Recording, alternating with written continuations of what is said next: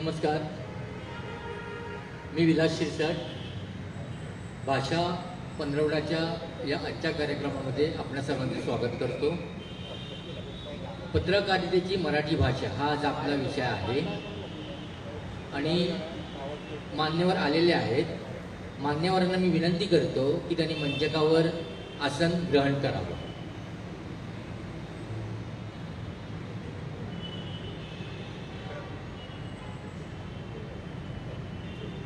मान्यवरांना मी विनंती करतो की त्यांनी मंचकावर येऊन आपलं आसन ग्रहण करावं.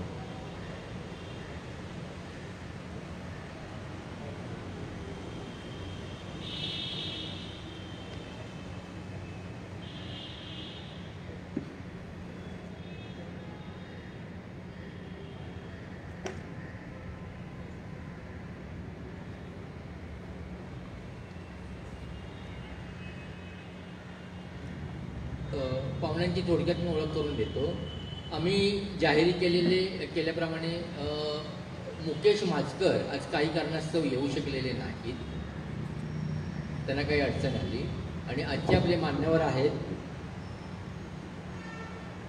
श्री नरेंद्र वाबळे, हे दैनिक शिवनेरीचे संपादक आहेत, तसंच मुंबई मराठी पत्रकार संघाचे अध्यक्ष आहेत. दुसरे आपले पाहुणे आहेत विनायक पात्रुडकर, हे सकाळ मीडिया ग्रुपमध्ये होते आणि आता लोकमतचे संपादक आहेत. तसंच प्रतिमा जोशी ह्या महाराष्ट्र टाइम्समधून अलीकडेच निवृत्त झालेल्या आहेत. हे तिन्ही मान्यवर आपल्याशी संवाद साधतील, ते एकमेकातही प्रश्न विचारतील आणि त्यानंतर एक साधारणतः दुसरा टप्पा सुरू होईल. तर म्हणजे प्रेक्षकांचे जर काही प्रश्न असतील, म्हणजे आभार प्रदर्शन, उद्याचे कार्यक्रम, आणि जर प्रेक्षकांचे काही प्रश्न असतील तर ते प्रेक्षक विचारू शकतात. तर मी आजच्या मान्यवरांना विनंती करतो की त्यांनी कार्यक्रमाला सुरुवात करा. धन्यवाद. प्रेक्षकांची संख्या बघता मराठी भाषेविषयी किती आपल्याला आस्था आहे साधारण अंदाज आलेला असेलच. कारण आज सुट्टीचा दिवस आहे, 26 जानेवारी आहे आणि सगळेजण कुटुंबासह आनंद घेत असतील. तरी पण आम्हाला मराठी भाषेविषयी, कारण मी जास्तीत माझे अधिक वेळ आमचं आयुष्य सगळं वर्तमानपत्रामध्ये घालवल्यामुळे त्या भाषेविषयी एक आस्था आहे, आपुलकी आहे, जिव्हाळा आहे. म्हणून हा कार्यक्रमाला आम्हीही सगळ्यांनी येण्याचं मान्य केलं. माझं नाव जसं आत्ता ओळख करून दिली, विनायक पात्रुडकर. मी आत्ता गेली 8 वर्ष लोकमतचा संपादक आहे. तत्पूर्वी मी सकाळ, पुढारी, नवशक्ती या वर्तमानपत्रामध्ये संपादक पदावर काम केलेलं आहे आणि ETV या मराठी वृत्तवाहिनीत मी न्यूज एडिटर या लेवलला होतो आणि तिकडं अर्थात हैदराबादला काम केलेलं आहे. सकाळ या इंटरनेट एडिशनला काम केलेलं आहे. त्यामुळं डिजिटल मीडिया, इलेक्ट्रॉनिक मीडिया आणि अर्थात 90% माझं 30 वर्षाचं आयुष्य आहे, त्यातलं 90% हे वर्तमानपत्रात गेलेलं आहे. ओळख यासाठी की पुढे जे काही मुद्दे मांडणार आहेत ते आपल्याला साधारण कल्पना यावी, म्हणूनच मी आपलं फक्त 2 मिनिटात ओळख करून दिली माझी. कारण आत्ता मला या आयोजक सांगत होते की 2-3 दिवसापूर्वी खूप चांगली गर्दी होती, अशोक नायगावकर, काही सिनेमाच्या मालिकेचे सगळे आलेले होते. म्हटलं ही वलयांकित व्यक्तिमत्व आहे आणि त्यांना फॉलो करणारे लोक असतात, सेलिब्रिटी असतात. आम्ही वर्तमानपत्रामध्ये म्हणजे आम्ही वाबळेजी असतील, प्रतिमा जोशी असतील, हे सगळे आम्ही ज्याला बॅकस्टेज म्हणतो बऱ्याचदा, की आम्ही समोर नसतो बऱ्याचदा, पण वर्तमानपत्र घडवण्यामध्ये, तिथले भाषा सगळ्या संवर्धनामध्ये आमचा एक मोठा हात असतो. तिथले अग्रलेख असतील, स्फुटलेख असतील, लिखाण असेल, त्याच्यामागचा विचार असेल, मांडणी असेल, अशा अनेक घटकांमध्ये आम्ही काम करत असतो. आजचा विषय आम्हाला जेव्हा संयोजकांनी सांगितलं की वर्तमानपत्राची भाषा असा विषय घेऊन, म्हटलं आपण आयुष्याचं अख्खं भाषेवर गेलेलं आहे, पण त्याच्याविषयी बोलायला काहीच हरकत नाही आहे. वर्तमानपत्राची भाषा म्हणजे मी एक सुरुवातीला बोलतो, मग हळूहळू हे आपले दोन्ही वक्ते त्यांचेही विचार मांडतील. आम्ही तिघांनी कसे काही एकमेकांशी बोलणं झालेलं नाही, त्यामुळे प्रत्येकाची स्वतंत्र मतं आहेत, स्वतंत्र विचार आहेत आणि ते तुमच्यापुढे येतीलच हळूहळू. आणि हे जसं स्वतंत्र विचार आहेत तसेच वर्तमानपत्राची पण भाषा असते. वर्तमानपत्रामध्ये बातमीची भाषा असेल, स्फुट असेल म्हणजे अग्रलेखाच्या बाजूला जे लिखाण असेल, त्याच्या खालचा लेख असेल, अग्रलेख असेल, असे जे किंवा पुरवण्यांचे विषय असतील त्याची भाषा असेल, असे वेगवेगळ्या भाषेमध्ये ते वर्तमानपत्र घडत असतं. तुम्हाला सगळ्यांना माहिती असेल की बऱ्याचदा वर्तमानपत्रांना समाजाचं दर्पण किंवा आरसा म्हणतो आपण. जसा समाज घडत जातो या समाजामधली भाषा बोलली जाते ती जुळवून घेण्याचा प्रयत्न वर्तमानपत्र त्याची ती व्यावसायिक गरज असते आणि त्या गरजेपोटी बऱ्याचदा भाषेमध्ये बदल करत करत हे वर्तमानपत्र घडत असतं प्रवास करत असतं. आणि भाषा हे तुम्हाला सगळ्यांना माहिती आहे की ते एक प्रचार साधन आहे. त्यामुळे वर्तमानपत्राची म्हणजे आपण जर तुलना मी करणार नाही कारण आपले हे दोघंही सिनियर मंडळी आहेत, परंतु मी तुम्हाला म्हणजे माझ्या वाचनातनं आणि अनुभवातनं सांगतो की अलीकडच्या काळामध्ये म्हणजे आम्ही बऱ्याचदा माझ्या रोज सहकार्यांची पत्रकारांबरोबर आम्ही चर्चा करतो, रोज चर्चा असते भाषेविषयी. आज असा शब्द आला तसा शब्द आला, कारण ते कामच आहे आमचं. मराठी वर्तमानपत्रामधली मी फक्त पेपरपुरतच हा विषय आपला सीमित ठेवतो आहे, कारण प्रसार माध्यमं म्हणले की त्यात इलेक्ट्रॉनिक मीडियाला, सोशल मीडियाला, रेडिओला, टी व्ही आला, बाकीचे अनेक अंग येतात. परंतु वर्तमानपत्राच्या भाषेविषयी कारण ती महत्त्वाचं साधन आहे, प्रचार साधन. आणि भाषा वाहण्याचं काम हे वर्तमानपत्राने खूप वर्ष आपल्याकडे महाराष्ट्रामध्ये खूप चांगल्या पद्धतीने केलेलं आहे आणि खूप नवे नवे शब्द त्या मराठी मातीला दिलेले आहेत आणि वर्तमानपत्राने ते टिकवलेले आहेत. त्यामुळे मराठी वर्तमानपत्राची भाषा ही खूप महत्त्वाची आहे. परंतु अलीकडच्या काळामध्ये काय झालेलं आहे, त्या भाषेमध्ये येणारे शब्द असतील मग ते इंग्रजी, हिंदी त्याचा प्रभाव असेल किंवा आपल्या महाराष्ट्रापुरतं बोलायचं म्हटलं तर खानदेशी, मराठवाडी, वैदर्भीय, मालवणी असे खूप प्रकार आहेत भाषेचे पण आपल्याकडे. त्यातले बोलीभाषेचे अनेक शब्द वर्तमानपत्रामध्ये येतात. त्यामुळे आपल्याला बरेचदा असं वाटतं की ही प्रमाण भाषा आहे का वर्तमानपत्राची. म्हणजे मी आता सकाळमध्ये बरीच वर्ष काम केले, लोकमतमध्ये काम करतो आहे किंवा पुढारीसारख्या वर्तमानपत्रात काम केलं की जो उर्वरित महाराष्ट्रामध्ये बऱ्यापैकी प्रभाव आहे त्या वर्तमानपत्राचा. असं एक म्हणलं जातं मधल्या काळामध्ये कसं होतं की ही जी विशेषतः लोकमत, सकाळ, ही नावं फक्त उदाहरणासाठी घेतो, मला काही त्या कोणाचा सगळ्यांविषयीच आधार आहे. लोकमत, सकाळ, पुढारी किंवा अन्य जे वर्तमानपत्र असतील ही जनभाषेशी निगडीत किंवा लोकांची भाषा बोलण्यामध्ये बोलीभाषा जास्तीत जास्त यावं असा प्रयत्न. परंतु महाराष्ट्रीयन लोकसत्ता ही अभिजनांचा एक साधारण वर्ग ज्याला म्हणतो आपण, की अधिकाधिक चांगली क्लासिकल ज्याला म्हणतो आपण इंग्रजीमध्ये, परंतु अभिजनांना पकडण्याचा प्रयत्न, त्यांना अधिक खिळवून ठेवण्याचा प्रयत्न त्यांच्या भाषेमधनं असा झाला, असा एक प्रवाद आहे. ते काही प्रमाण नाही आहे, परंतु असा एक प्रवाद साधारण चर्चेमध्ये गेलेला आहे. म्हणून अलीकडच्या काळामध्ये जी की भाषा वापरली जाते ती वर्तमानपत्राची भाषा ही भाषा संवर्धक आहेत की भाषा प्रदूषक आहे, असा एक बऱ्याचदा चर्चेचा प्रश्न येतो बऱ्याचदा. किंवा काय लिहिलंय म्हणजे मराठी आहे, ढेडगुजरी मराठी आहे, भाषा बरोबर नाही.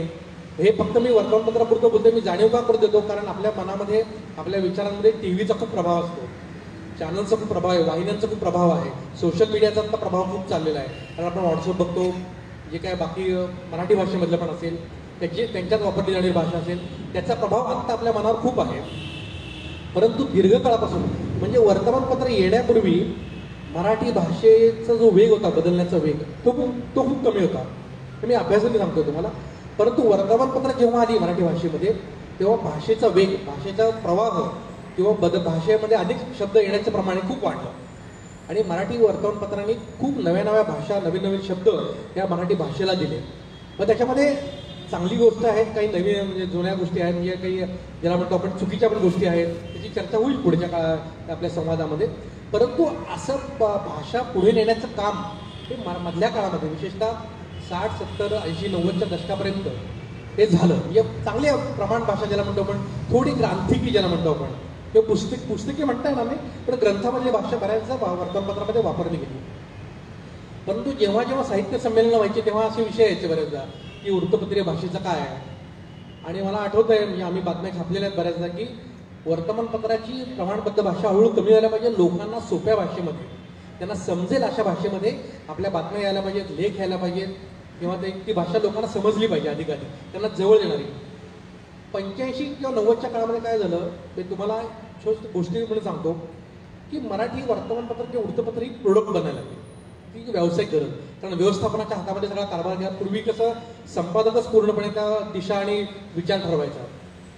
90च्या दशकानंतर ज्याला आपण जागतिकीकरणानंतर वर्तमानपत्र किंवा ज्याला आपण प्रोडक्ट उत्पादन, एकदा उत्पादन म्हटल्यानंतर ना तुम्हाला बाजाराची सगळे चौकटी ते सगळं मर्यादा येणार त्याला, किंवा अधिकाधिक आपला खप व्हायला पाहिजे.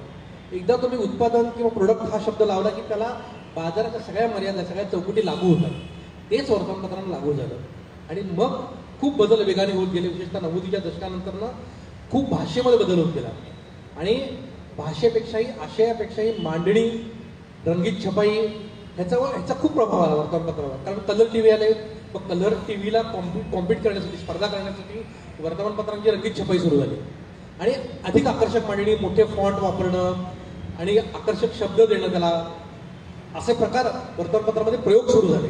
आणि प्रयोगामध्ये थोडं आशय माझं निरीक्षण आहे वैयक्तिकमध्ये, थोडं आशय मागं पडत गेला आणि मांडणीला खूप महत्त्व आलं. आणि तुमचा कागद अगदी ग्लॉसी पाहिजे, ज्याला अगदी चमकीचा कागद पाहिजे पूर्णपणे, आणि तो लोकांच्या घरामध्ये पोचला पाहिजे, देखणा पाहिजे अंक, असे सगळे प्रकार वर्तमानपत्राचे प्रयोग घडत गेले.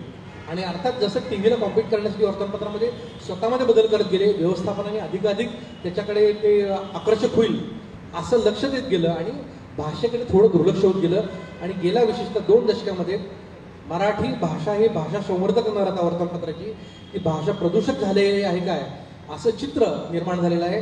मी त्याचा स्वतः घटक आहे, मी त्याचा साक्षीदार आहे. म्हणजे मी ज्या वर्तमानपत्रामध्ये काम केलेलं आहे त्या वर्तमानपत्राच्या अनेक पुरवण्या, म्हणजे मागे एकदा आम्ही प्रतिमा जोशी पण चर्चा केलेली होती एका कार्यक्रमामध्ये, की पुरवण्यांची शीर्षकं ही हॅलो, टुडे असे इंग्रजी शब्द, म्हणजे इंग्रजीच शब्द, इनबॉक्स, न्यूज इनबॉक्स असे शब्द यायला लागले म्हणजे तुम्हाला शीर्षकामध्ये. मग मराठी भाषाला हे भाषा वाहक आहेत का, आपण इंग्रजी भाषा वाहतोय की मराठी भाषा वाहतोय असा प्रश्न, म्हणजे एक एडिटर म्हणून मला, संपादक म्हणून मला नेहमीच पडतो. परंतु या काही बाजाराच्या मर्यादा आहेत. मला जेव्हा मॅनेजमेंट सांगायला लागते, व्यवस्थापन सांगतं की नाही लोकांना हे आवडत आहे, एकदा तुम्हाला तो प्रभाव घेतला की बाजाराच्या एकदम ज्याला म्हणतो आपण दबाव घेतला की मग भाषा संकर तुम्हाला स्वीकारावा लागतो. आणि ते संकर सगळं स्वीकारत घेऊन ह्या सगळ्या नवीन नवीन भाषा पुढच्या काळामध्ये निर्माण होत गेल्या. म्हणून आज मराठी वर्तमानपत्रामधली जी भाषा आहे ती बऱ्याचदा भाषा प्रदूषितकडे गेलेली आहे काय असा संशय अशा म्हणजे संवेदनशील मराठी माणसाला पडतो. कारण आपण आज ज्या भागामध्ये चर्चा करतोय, दादरसारखा भाग आहे, इथल्या मराठी माणसांची मुलं, आम्ही मागेही चर्चा करत होतो की नक्कीच मराठी वाचतात का. शाळांमधले बहुतेकांकडे एक इंग्रजी पेपर आणि एक जुने वडील वाचतात, आजोबा वाचतात म्हणून मराठी पेपर राहिलेला आहे. आता तर मधल्या कोरोनाच्या काळात तर तोही बंद झालेला आहे, अशी परिस्थिती आहे. गेल्या वर्षभरामध्ये मराठी वर्तमानपत्राचं खूप वाईट पद्धतीनं कमी झालेलं आहे आणि त्याची सगळी दुष्परिणाम पण आम्ही भोगतो आहोत. कारण की अर्थात ही त्याला काही तर सगळ्या जगानेच ते भोगत आहे, त्याच्यामध्ये वर्तमानपत्र एक घटक आहे. त्यामुळे मला मुद्दा असं सांगायचं की मराठी वर्तमानपत्राची भाषा ही प्रदूषिततेकडे गेली असा एक आरोप बऱ्याच लोक जातो. परंतु ते बाजाराची मर्यादा त्याला लागू झालेली आहे. म्हणून मला असं वाटतं की पुढच्या काळामध्ये कदाचित द्वैभाषिक, त्रैभाषिक आपण सगळे फॉर्म भरतो, म्हणजे काय अर्ज भरतो, तुम्हाला कोणती भाषा येते, मराठी, हिंदी, इंग्लिश, लगे आपण टिक मार्क करतो. आपल्याला त्रैभाषिक भाषेची सवय झालेली आहे. म्हणून आम्ही जेव्हा मराठी भाषेमध्ये इंग्रजी शब्द वापरतो किंवा तर तुम्हालाही खटकत नाही, ते वाचकांना खटकत नाही आणि संपादक विभागाला खटकत नाही, कोणी विचारत नाही त्याविषयी. आणि ती संवेदना बऱ्यापैकी कमी झालेली की भाषेविषयीची जी आस्था असते ती गेल्या काही दशकामध्ये खरोखरच कमी झालेली आहे. आणि त्याचे दुष्परिणाम कदाचित आत्ता आपल्याला नाही, पण पुढची पिढी भोगण्याची अगदी वाईट शक्यता आहे. आपण मराठी भाषेचे वाहक असताना जर आपण मराठी भाषा वापरली नाही तर ते शब्द इतिहासाच्या काळामध्ये निघून जातात. अनेक शब्द म्हणजे आपण मराठी भाषेला अनेक शब्द दिले, मी पुढच्या चर्चेमध्ये करेनच. परंतु या दोघांनाही चर्चेमध्ये मी विनंती करतो, मला वाटतं पहिल्यांदा प्रतिमध्ये तुम्ही बोलावं, तुमची भूमिका मांडावी आणि नंतर नरेंद्रजी आपण व्यक्त करावे, प्लीज. पातुरकरांनी इथे एक साधारण इतिहासच सांगितला आहे असं म्हणता येईल आपल्याला, कशा पद्धतीने सगळं बदलत गेलेलं आहे. भाषेच्या संदर्भात मला नेहमी असं म्हणावंसं वाटतं की हा कायम वाद राहिलेला आहे की प्रमाण भाषा आणि बोलीभाषा याच्यामध्ये नेमकं जुक्तामाप कोणाला द्यायचा. आणि त्या वादामध्ये बऱ्याचदा दोन्हीकडच्या बाजूंना आपल्या काय म्हणतात मुद्द्यांना धरून असतात आणि ज्यांना प्रमाण भाषाच ही अधिक योग्य आहे असं वाटतं अशी मंडळी बोलीभाषेतला किंवा एखादा वेगळा शब्द आला की त्यांचा त्याच्यावर आक्षेप असतो की ही काही गरज नाही असं वापरायची. आणि बोलीभाषांच्याबद्दल एक साधारण प्रेम सर्वसाधारण लोकांमध्ये असतं. पण मला स्वतःला असं जाणवतं की बोलीभाषा आणि प्रमाण भाषा यांच्या संदर्भात ज्यावेळेला आपण कोणीही माणसं काही मत व्यक्त करतो त्यावेळेला भाषा ही त्यांनी आता म्हटलं तसं ही एक सतत चालू राहणारी किंवा प्रवाही अशी प्रक्रिया असते. भाषा अशी एका ठिकाणी जाऊन थांबत नाही. अनेकदा असं होतं की प्रमाण भाषा त्या आग्रहापोटी आपण प्रतिशब्द बनवतो अनेक, आणि तो प्रतिशब्द बनवताना हे लक्षात घेतलं जात नाही की की कदाचित रोजच्या वापरामध्ये याच्यासाठीचे नॉर्मल शब्द आहेत आणि ते शब्द आपण वापरू शकतो हे लक्षात न घेता आपण त्याला प्रतिशब्द तयार करतो. मी थोडा वेगळा विचार मांडते याच्यामध्ये की मराठीमधल्या किंवा विशेष करून शासकीय मराठीच्या संदर्भात मी इथे मुद्दाम उल्लेख करणार आहे, कारण कार्यक्रम राज्य शासनाने पुढाकार घेऊन घेतला ही खूप चांगली गोष्ट आहे मराठी भाषेसंदर्भात. आणि मराठी म्हणजे महाराष्ट्र शासन किंवा शासकीय भाषेशी वर्तमानपत्रांचा एवढा संबंध दुसऱ्या कोणाचा येत असेल असं मला वाटत नाही, कारण आमच्याकडे सतत त्यांची पत्रकं तेव्हा वेगवेगळ्या प्रकारचे निर्णय घेतलेले शासनाने, सरकारी निर्णय किंवा परिपत्रकं अशी येत असतात. ह्या सगळ्या गोष्टी अनेक वर्ष बघताना मला नेहमी असं जाणवलेलं आहे की मराठीमध्ये शासकीय भाषा विकसित करताना प्रतिशब्द जे शोधले जातात ते संस्कृतचा आधार घेऊन शोधले जातात. हा माझा स्वतःचा 1 वर्षाचा अनुभव आहे. त्याच्यामध्ये बऱ्याचदा समोरच्या व्यक्तींना आपण काय वाचतोय हे कळतही नाही अशी अवस्था असते, कारण ते शब्द तुमच्या माझ्या रोजच्या वापरामध्ये किंवा बोलण्यामध्ये कधी आलेले नसतात, ना आपल्या घरातल्या कधी कोणी वापरलेले असतात, ना आपल्या आजूबाजूला आपल्या कधी कानावर पडलेले असतात. त्याच्यातून काय काय गमती निर्माण होतात तो वेगळा भाग आहे याच्यामध्ये.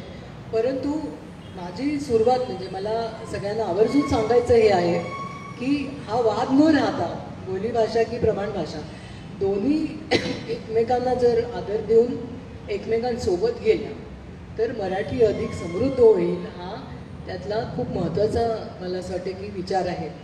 आपण संस्कृतचा अनादर करण्याचा प्रश्न नाही आहे तिकडे, कारण ती एक अतिशय समृद्ध आणि त्याच्यामध्ये विपुल साहित्य असलेली अशी जगातली एक वैभवशाली भाषा आहे. आणि संस्कृतबद्दल आपल्या सगळ्यांना अगदी मनापासून आदरच आहे या सगळ्यांची. मात्र डायलेक्ट्स ज्याला म्हणतात, डायलेक्ट्स म्हणजे त्या त्या प्रांतामध्ये थोड्या थोड्या अंतरावर बोलल्या जाणाऱ्या भाषांमध्ये होणारे जे बदल आहेत त्या बदलांच्या संदर्भात आपण राजभाषा, प्रमाणभाषा आणि लोकभाषा अशा 3 वेगवेगळ्या कॅटेगरीमध्ये का कप्पेबंद विचार करतो याच्या संबंधी सगळ्यांनीच मोकळेपणाने येण्याची गरज आहे. आणि मला असं वाटतं की पुढची पिढी जी असते ती हा प्रश्न व्यवस्थित सोडवते. त्यांना मला माफ करा, थोडं तब्येतीची माझी प्रकृती अस्वास्थ्य आहे, पण थोडंसं चालून घ्या कृपा करून, वाईट वाटून घेऊ नका. पुढची पिढी खूप पुढं जात असते आणि ती भाषेतले नवीन शब्द खूप सहजपणे स्वीकारते आणि सहजपणे अंगीकारते सुद्धा. त्यांना त्याच्याबद्दल कुठे गडबड वाटत नाही. उदाहरणार्थ काल एका विश्वंभर चौधरी म्हणून त्यांच्या फेसबुकवरती त्यांनी भाषेबद्दल एक पोस्ट लिहिलेली अशी की आता हे पात्रुडकरांनी वर्तमानपत्रावर आपण कॉन्सन्ट्रेट करूया सांगितलं आहे आणि आम्ही सगळे वर्तमानपत्रातलेच आहोत, छापील ह्याच्यातलेच आहोत. चौधरींची पोस्ट थोडीशी इलेक्ट्रॉनिक माध्यमांविषयी आहे. त्याच्यात त्यांनी असं दिलं आहे की ममता दिदींची सटकली असं हेडिंग त्याच्यामध्ये आहे. तर सटकली ही कुठची मराठी आहे असं त्यांनी प्रश्न विचारला.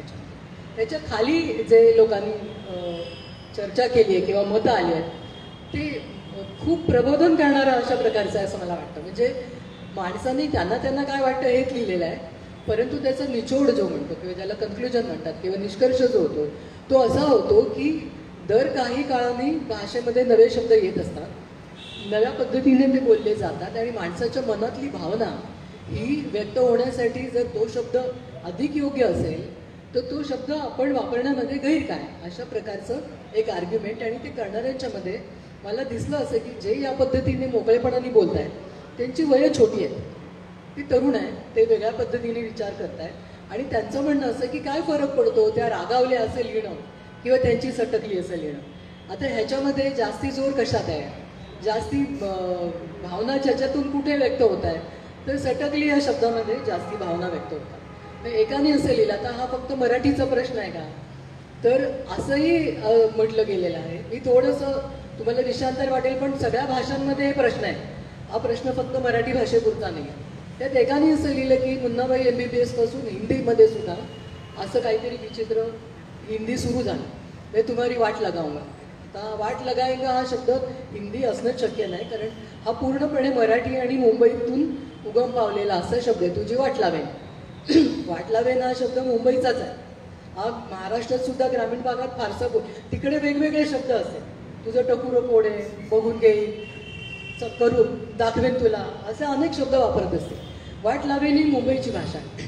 ही भाषा मुन्नाबाईने बोलली. ती आज मुंबईतला मला गंमत अशी वाटते की टॅक्सीवाला सुद्धा तुमच्याशी बोलताना हा शब्द सहजपणे वापरतो.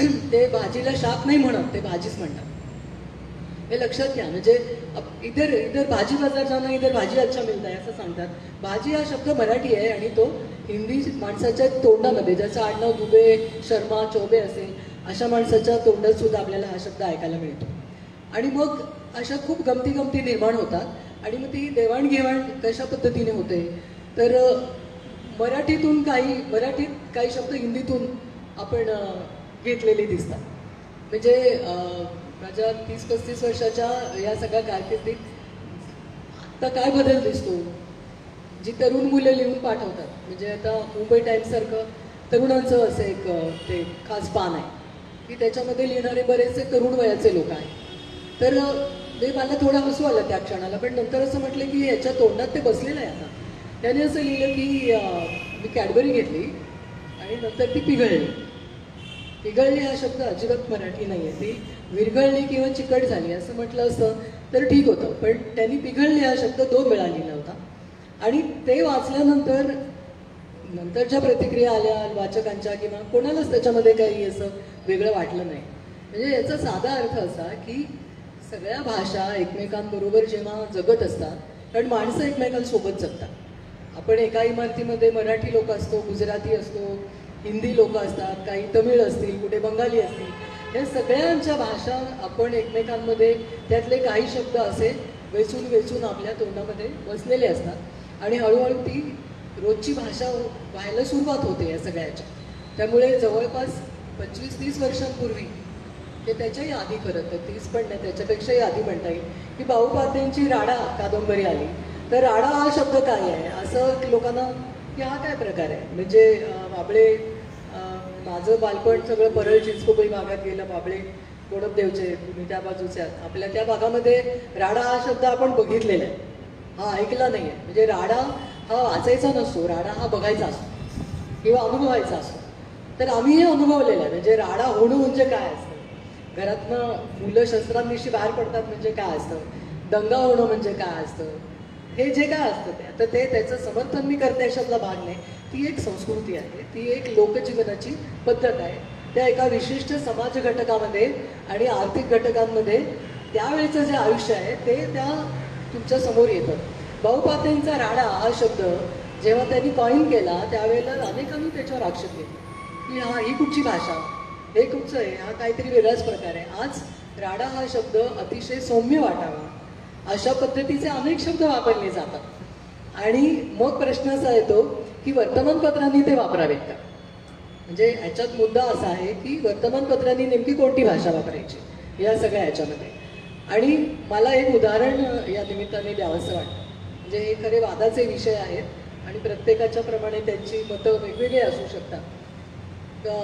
एक 8-10 वर्षांपूर्वी म्हणजे आपल्या मुंबईच्या हे जे मुंबई महानगर प्राधिकरण क्षेत्र आहे, मी विशिष्ट विभागाचा उल्लेख करत नाही, पण मुंबई महानगर प्राधिकरण तुम्हाला माहिती आहे की अगदी इथे नवी मुंबईपासून तिथे विरार, वसई, पुढे डोंबिवली, कल्याण असं पूर्ण आपण एक MMR रिजन असं समजतो.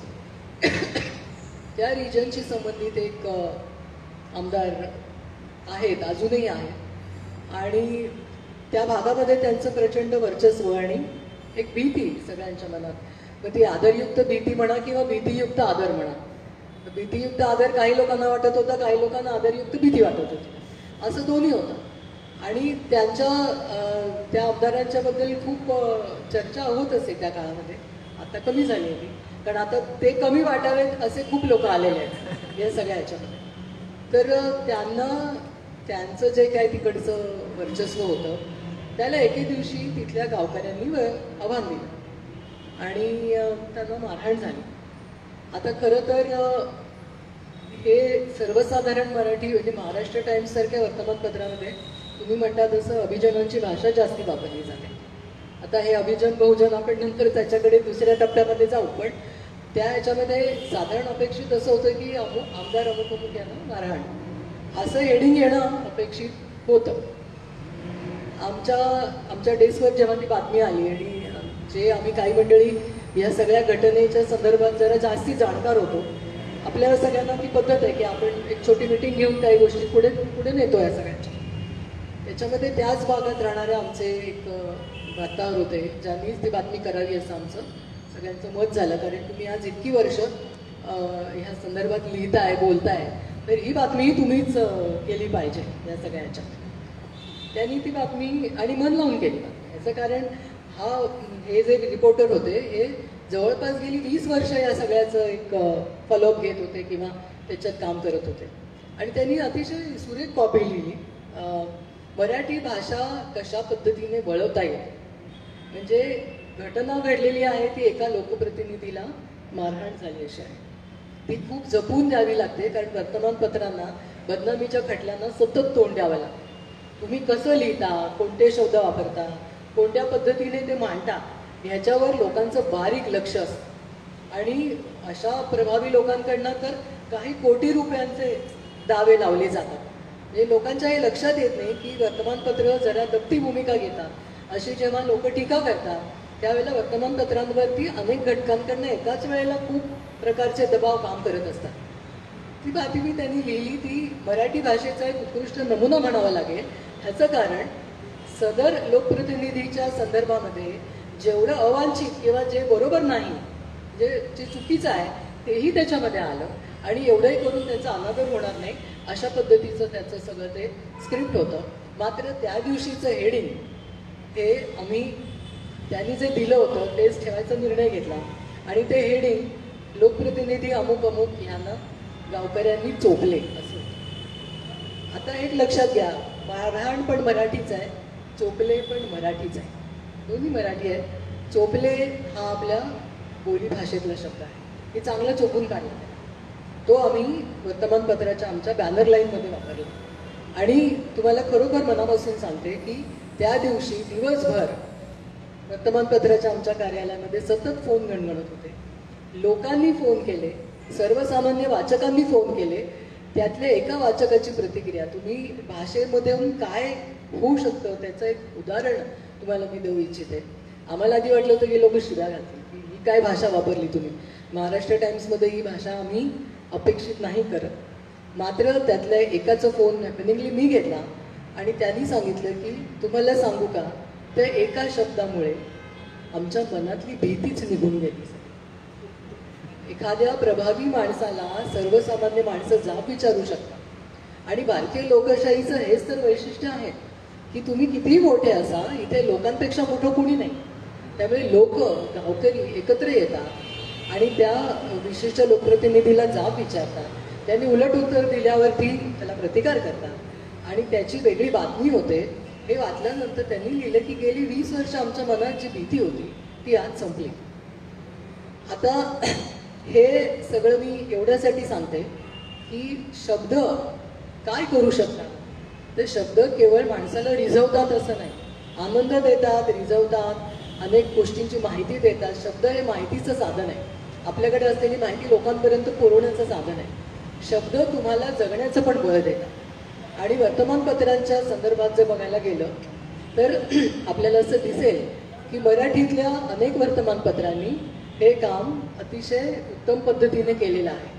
म्हणजे एखाद्या वस्तुस्थितीची मांडणी करताना त्याचा विपर्यास न करता सुद्धा योग्य शब्द वापरून आपल्याकडची माहिती लोकांपर्यंत पुरवणं हा एक मोठा कसोटीचा भाग असतो. ह्याचं स्वतः तुम्ही जर प्रात्यक्षिक करून बघितलं, तुम्ही रस्त्यावरून चालला, एखादी घटना घडली आणि तुम्ही घरी जाऊन सांगताय, तर ती सांगताना तुम्ही फक्त 10 ओळीतच ती सांगायची असं जर तुमच्यावर बंधन दिलं तर तुम्ही कशा शब्दांमध्ये ते सांगाल. ह्याचा एक धडा जर सगळ्यांनी गिरवून बघितला तर रोज अशा प्रकारचे कितीतरी धडे वर्तमानपत्रातल्या लोकांना हे गिरवावे लागतात आणि सर्व लोकांच्या भावना पण येतील आणि त्याचबरोबर वस्तुस्थिती ही विद्रूप पण होणार नाही अशा पद्धतीने हे काम करावं लागतं. आणि मला एक ह्याच्यामध्ये अभिमानाने सांगावंसं वाटतं की आजही म्हणजे पात्रुडकरांनी उल्लेख केला की आमची स्पर्धा वर्तमानपत्रांची ही इलेक्ट्रॉनिक माध्यमाशी आहे आणि आता तर सोशल मीडियाशी सुद्धा आहे. कारण आमच्याकडनं बातम्या जाण्याच्या आधी सोशल मीडियातून त्या लोकांपर्यंत गेलेल्या असतात. ते लोकांना आधीच माहिती असतं. दुसऱ्या दिवशीचा पेपर वाचायच्या आधीच खूप गोष्टी त्यांना आदल्या दिवशीच माहिती पडलेल्या असतात, ज्या आम्ही पूर्वी लेट एडिशनला किंवा ह्याला लावायचो. रात्री 12:30-1 वाजता सुद्धा तुमचं सोशल मीडियावरती तुम्हाला बातम्या मिळतात. आणि खुद्द वर्तमानपत्रांनी स्वतःच्या ऑनलाईन एडिशन सुरू केले. त्यामुळे वर्तमानपत्राची एक गमतीचा भाग असा याच्यामध्ये की ऑनलाईन जे वेबसाईट्स असतात आपल्या वर्तमानपत्रांच्या, एकच वर्तमानपत्र त्याचं एक छापील एडिशन आणि एक ऑनलाईन एडिशन. तर ऑनलाईन एडिशन आमच्या 4 पावलं पुढे असते काय. आणि दुसऱ्या दिवशी आम्ही सकाळी लोकांपर्यंत पोहोचतो. म्हणजे आपण म्हणतो की वराती मागून घोडं येतं, तसं आमचं वर्तमानपत्रांचं झालं आहे. आमचं घोडं हे वराती मागून येतं आणि मग हे वराती मागून येणारं घोडं आम्हाला खूप छान सजवावं लागतं. कारण नाही तर तुम्ही ते बघणारच नाही. तुम्हाला माहिती आहे की हे घोडं आता आलंय, पण ह्याच्यावर कोण बसलं आहे, मागे कोण वाजत्री आहेत, पुढे कोण लोक आहेत, हे तुम्हाला आधीच माहिती असतं. ही एक मोठी कसोटी बनलेली आहे. आणि मला स्वतःला असं वाटतं की आत्तापासून म्हणजे हा जो सगळा कालखंड आहे आत्ताचा जो चालू आहे, म्हणजे पात्रुडकर म्हणाले त्याचं 90पासून तर सगळं बदललेलंच आहे. भाषा बदललेली आहे, मांडणी बदललेली आहे, अनेक गोष्टी नवीन पद्धतीने स्वीकारण्याची तयारी पत्रकारितेतल्या लोकांना ठेवण्याची गरज निर्माण झाली. एक छोटं जाता जाता उदाहरण देते आणि दुसऱ्या एका ह्याच्यामध्ये दुसरी टर्म येईल त्याच्यामध्ये आपण पूर्वीपासून कोणती भाषा वापरली गेली त्याबद्दल सुद्धा एकदा बोलूया. कारण हे जे असतं ना की हे हल्ली सगळं असं झालं आहे, पूर्वी असं नव्हतं. ते तसं कसं नव्हतं हे वाबळेसुद्धा तुम्हाला नीट सांगतील. कारण मराठी पत्रकारितेला रोखठोक भाषेची खूप मोठी परंपरा आहे. हे सगळ्यांनी पहिलं आपण लक्षात ठेवलं पाहिजे.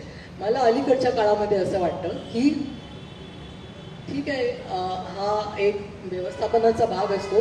बाजार केंद्रीय अशा पद्धतीने आपल्याला कामं पुढे न्यावी लागतात. मात्र ते करताना सगळंच गुळगुळीत वेष्टनामध्ये देण्याच्या प्रयत्नामध्ये आपण भाषासुद्धा फार गुळगुळीत करू मागतोय का, हा विचार मला असं वाटतं की सगळ्यांनीच करायला पाहिजे. वर्तमानपत्र चालवणारी म्हणजे त्याच्यात काम करणाऱ्यांनी आणि वाचकांनी सुद्धा.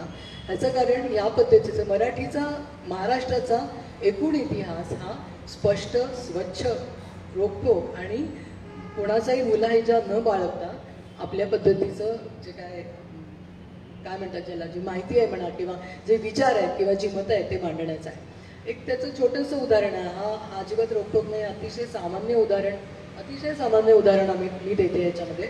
ते असं की काही शब्द तुम्हाला थोडेसे रुळवावे लागतात याच्यामध्ये आणि ते रुळवताना थोडा पुढाकार घ्यावा लागतो. मी सांगते तो अतिशय सामान्य शब्द आहे जो हल्ली अगदी सहजपणे वापरला जातो सगळीकडे. पण त्याची सुरुवात कुठेतरी मला स्वतःला खूप आनंद होतो सांगायला की एक 8-10 वर्षांपूर्वी आमच्या गावापुढे झालेली आहे. ती अशी की अनधिकृत बांधकामांच्या सगळं पाडण्याच्या ज्या नोटिसा येतात आणि एक मधला पूर्ण काळ हा अशा पद्धतीच्या एका कालखंडाने गाजलेला होता की अनधिकृत बांधकामं आणि हे सगळं. त्यावेळेला वर्तमानपत्रांना नेहमी एक कसरत करावी लागते की ज्या हेडलाईन येतात त्याच्यात ठराविकच शब्द ठेवावे लागतात, 4 किंवा 5. त्याच्यापेक्षा जास्ती मोठं करून चालत नाही, नाही तर मग शोल्डर करावं लागतं आणि ते बऱ्याचदा टाळलं जातं या सगळ्याच्या. तर हे सगळं लिहिताना ही इमारत पाडण्या म्हणजे ह्याचे पाडायला हवी अशा प्रकारचे आदेश, अशा प्रकारचं ते होतं. आणि मी त्याचं बातमीचं हेडिंग देताना हायकोर्टाचे पाडकामाचे आदेश असं 3 शब्दांमध्ये, कारण तेवढीच जागा होती. पाडकामाचे आदेश, हायकोर्टाने दिले पाडकामाचे आदेश. पाडकामाचे आदेश हे शब्द वाचल्यानंतर आमच्या एक न्यूज एडिटरनी सांगितलं की हा कुठचा शब्द काढला तुम्ही.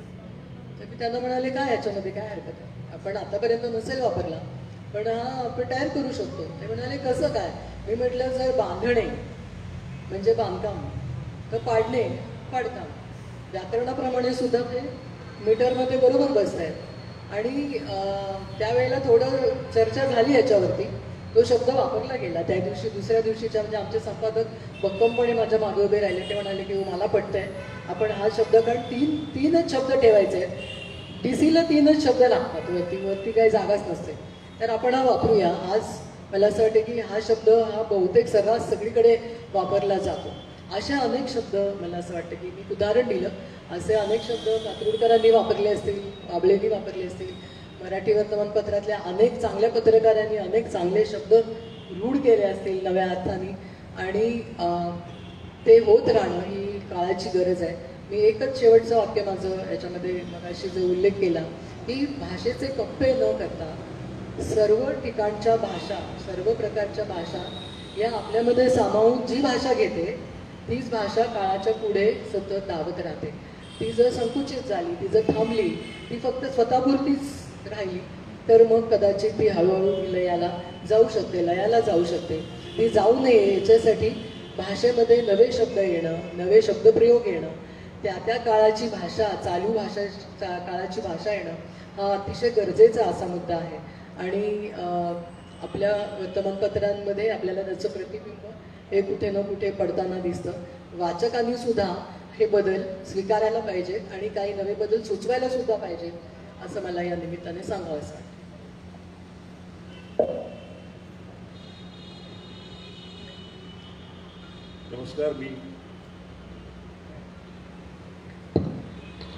नमस्कार, मी नरेंद्र वाबळे. आत्ताच विनायक पातोडकर आणि प्रतिमा जोशी यांनी मराठी भाषेविषयी, वर्तमानपत्रातील मराठी भाषेविषयी फार चांगले विचार मांडले. आपण नेहमी ऐकतो की मराठी भाषा वळवावी तशी वळते. तुम्हाला एक किस्सा सांगतो. काही दिवसापूर्वी मी एके ठिकाणी प्रमुख पाहुणा म्हणून उपस्थित होतो. हॉल तुडुंब भरला होता. बिचारी निवेदिका निवेदन करत होती आणि तिला सांगण्यात झालं की आता प्रमुख पाहुण्यांना तुम्ही बोलवा मंचावर. आणि ती ध्वनिक्षेपकावर आली, माईकवर आली आणि म्हणाली की प्रमुख पाहुणे नरेंद्र वाबळे साहेबांना मी विनंती करते की आपण मंचकावर यावं. आम्ही आतुर आहोत आपण येण्यासाठी. आता मंच आणि मंचक यात मोठा फरक आहे. मंच म्हणजे मंच, हा तो आम्ही बसतोय, आणि मंचक म्हणजे पलंग. पण त्या प्रेक्षकांमध्ये बहुसंख्य लोकांना हा फरक माहीत नसल्यापैकी आशा वगैरे पिकला नाही आणि मी देखील तो भाषेचा उल्लेख केला नाही. सांगण्याचं तात्पर्य असं की मराठी भाषा ही वळावी तशी वळते. माझे वडील शिवनेरकर विश्वनाथराव वाबळे हे सत्यशोधक पत्रकार होते, स्वातंत्र्य सैनिक होते, फार मोठे संपादक होते. आणि त्यांच्याच हाताखाली पत्रकारिता शिकताना त्यांनी मला अनेक गोष्टींचं बाळकडू दिलं. त्यातलं एक म्हणजे तू कधी पित्त पत्रकारिता करू नकोस, लोकांना ब्लॅकमेल करणारी पत्रकारिता कधी करू नकोस. आणि दुसरं म्हणजे पत्रकारिता करताना सोपी भाषा वापरता. ते इतके बारकाईत लक्ष ठेवायचे की एकदा माझ्या वर्तमानपत्राच्या बथड्यामध्ये मी बहुचर्चित हा शब्द वापरला. ते म्हणाले बहुचर्चित कशासाठी म्हणाले. म्हटलं बाबा बहुचर्चित हा कॉमन शब्द आहे. म्हटलं नाही नाही म्हणे, सर्वसामान्य लोकांना तो समजला पाहिजे. ते म्हणायचे तुमच्या लेखांची, अभिलेखांची, बातम्यांची भाषा इतकी सोपी असावी की रस्त्यावरच्या भाजीवाल्याला देखील समजली पाहिजे. आणि त्यानंतर म्हणजे मी लहानपणापासून पाहत आलेलो आहे, रस्त्यावरचा भाजीवाला किंवा हातगाडीवाला किंवा मजूर जर कोणती वर्तमानपत्र वाचत असेल प्रामुख्याने, तर तो आधी मराठा, नवाकाळ, संध्याकाळ, शिवनेर. रस्त्यावरच्या भाजीवाल्याला मी कधी महाराष्ट्र श्लोकसत्व असताना नाही पाहिला. तर भाषेचा फरक असेल. माझ्यावर पगडा आहे, म्हणजे मी प्रभावित आहे आचार्य अत्रेंच्या भाषेने, माझे वडील शिवनेरकर विश्वनाथराव वाबळे यांच्या भाषेने, आणि ज्यांना मी सदैव गुरुस्थानी मानलं त्या अभिलेखांचे बादशाह नीलकंठ खाडीलकर, नवाकाळकर यांच्या भाषेने.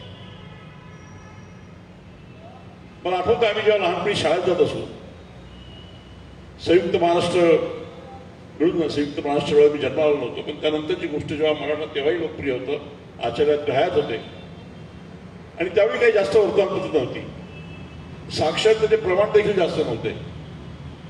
आणि मी घोडपदोर सारख्या कामगार भागात वाढलो, कामगार भागात जन्माला आलो, तिथे लहानाचा मोठा झालो. त्यामुळे आम्ही जेव्हा जात असतो शाळेमध्ये तेव्हा पाहायचो की ठिकठिकाणी एखादा माणूस वर्तमानपत्राचं जाहीर वाचन करायचा आणि त्याच्याभोवती 15-20 लोक जमलेले असायचे. आणि मग तो बातम्या, महत्वाच्या बातम्या, अभिलेख, लेख त्याला वाचून दाखवायचा. मग इतका रस होता लोकांना वर्तमानपत्रात. तर तो का होता? तर मला असं वाटतं ती जी वर्तमानपत्र होती ती त्यांच्या हृदयाचं ठाव घेणारी होती. त्यांना समजणारी भाषा होती. आजही आचार्य अत्रेंच्या अभिलेखांचा उल्लेख आवर्जून केला जातो. आचार्य अत्रेंबद्दल काय बोलावं? विद्वान होते, असा विद्वान पुन्हा इतका थोर व्यक्तिमत्व पुन्हा होणे नाही. पण आचार्य अत्रेंची भाषा मराठी इतकं त्याचं प्रभुत्व होतं की ते कठीणातील कठीण भाषा लिहू शकले असते. पण जर आपण आचार्य अत्रेंचे अभिलेख वाचले, त्यांची पुस्तकं वाचली, त्यांची नाटकं वाचली, तर किती सुंदर मराठी भाषा त्यांनी लिहिलेली आहे. ती परंपरा आपण चालवतो आहोत असं मला वाटत नाही. आचार्य अत्रेंनंतर मी माझ्या वडिलांचे अभिलेख वाचले. विश्वनाथराव आपले, त्यांची भाषा सोपी असायची. निळूभाऊ पाटीलकर, त्यांची भाषा सोपी असायची. निळूभाऊंनी तर वेळोवेळी माझ्या शिकवण्यास घेतलेल्या आहेत. मला 2-2 तास बसून त्यांनी समोर शिकवलंय की मराठी भाषा कशी असावी, अभिलेखात कोणती भाषा वापरावी. तेव्हा नेहमी सांगायचे की नरेंद्र, तुझ्या वर्तमानपत्राचा मुकाबला भांडवल तरी वर्तमानपत्रांशी आहे. आणि तो करत असताना ते जे करतात ते तुला जमणार नाही. ते अधिक मान देतील, कमी किंमत ठेवतील, लोक येतील. मग तुझं बलस्थान काय? तर तुझं बलस्थान ही तुझी भाषा, तुझी मराठी भाषा, तुझी लेखणी, तुझं वेगळेपण. एखादी मोठी राजकीय बातमी असेल, त्यांच्याकडे येईल, सगळेच छापतील. पण ती बातमी तू छापू नकोस. तू काहीतरी वेगळी बातमी छाप. आणि निळूभाऊंचं मार्गदर्शन घेता घेता 1982 साली जेव्हा गिरणी कामगारांचा संप सुरू झाला, तेव्हा बड्या वर्तमानपत्रांनी गिरणी कामगारांना अक्षरशः वाऱ्यावर सोडलं. त्यावेळी फक्त नवाकाळ, शिवनेरी आणि संध्याकाळ आम्ही 3च वर्तमानपत्र असे होतो की जे रोज गिरणी कामगारांच्या बातम्यांना मथळी देत होतो, त्यांच्यावर लिहित होतो, त्यांची बाजू घेऊन आम्ही भांडत होतो. परिणामी आमचा पेपर त्यावेळी हॉट केक सारखं संपत होतो. मी पाहिलंय, याची देही याची डोळा पाहिलाय. लोअरपळ येथे शिवनेर आला रे आला 4 पण असायची संध्याकाळची टॅबलाइड, की अक्षरशः संपून जात होतो आणि ब्लॅक व्हायचा. 25 पैशाचं शिवनेर 4 पण टॅबलाइड ते 50 पैशात विकलं जायचं. कारण आम्ही लोकांची बाजू मांडायचो, लोकांना कळेल ते मांडायचो. भाषेविषयी बोलताना मला एक गोष्ट आवर्जून सांगितली पाहिजे की आम्ही तिघेही वर्तमानपत्रातले आहोत आणि मुद्रणाक्षराचा दोष किती मोठा असतो हे काही मी वेगळं सांगायला नको. मला आठवत आहे की पूर्वी जी वर्तमानपत्र होती, मोजकी वर्तमानपत्र, सकाळची पण मोजकी होती, संध्याकाळची पण मोजकी होती. संध्याकाळचं वर्तमानपत्र म्हणजे आमचं शिवनेर, सांज शिवनेर, संध्याकाळ, मुंबई तरुण भारत आणि त्याआधी काही वर्ष सांज मराठा. आणि ही वर्तमानपत्र संध्याकाळी यायची. बरं, आताच आपण पाहतो संध्याकाळची वर्तमानपत्र देखील सकाळीच येतात. नाव जरी त्या वर्तमानपत्र संध्याकाळचं डिक्लेरेशन संध्याकाळी लिहिलं असतं तरी ते सकाळी येतात. पण त्याला काही इलाज नाही, कारण तो काळानुसार झालेला बदल आहे.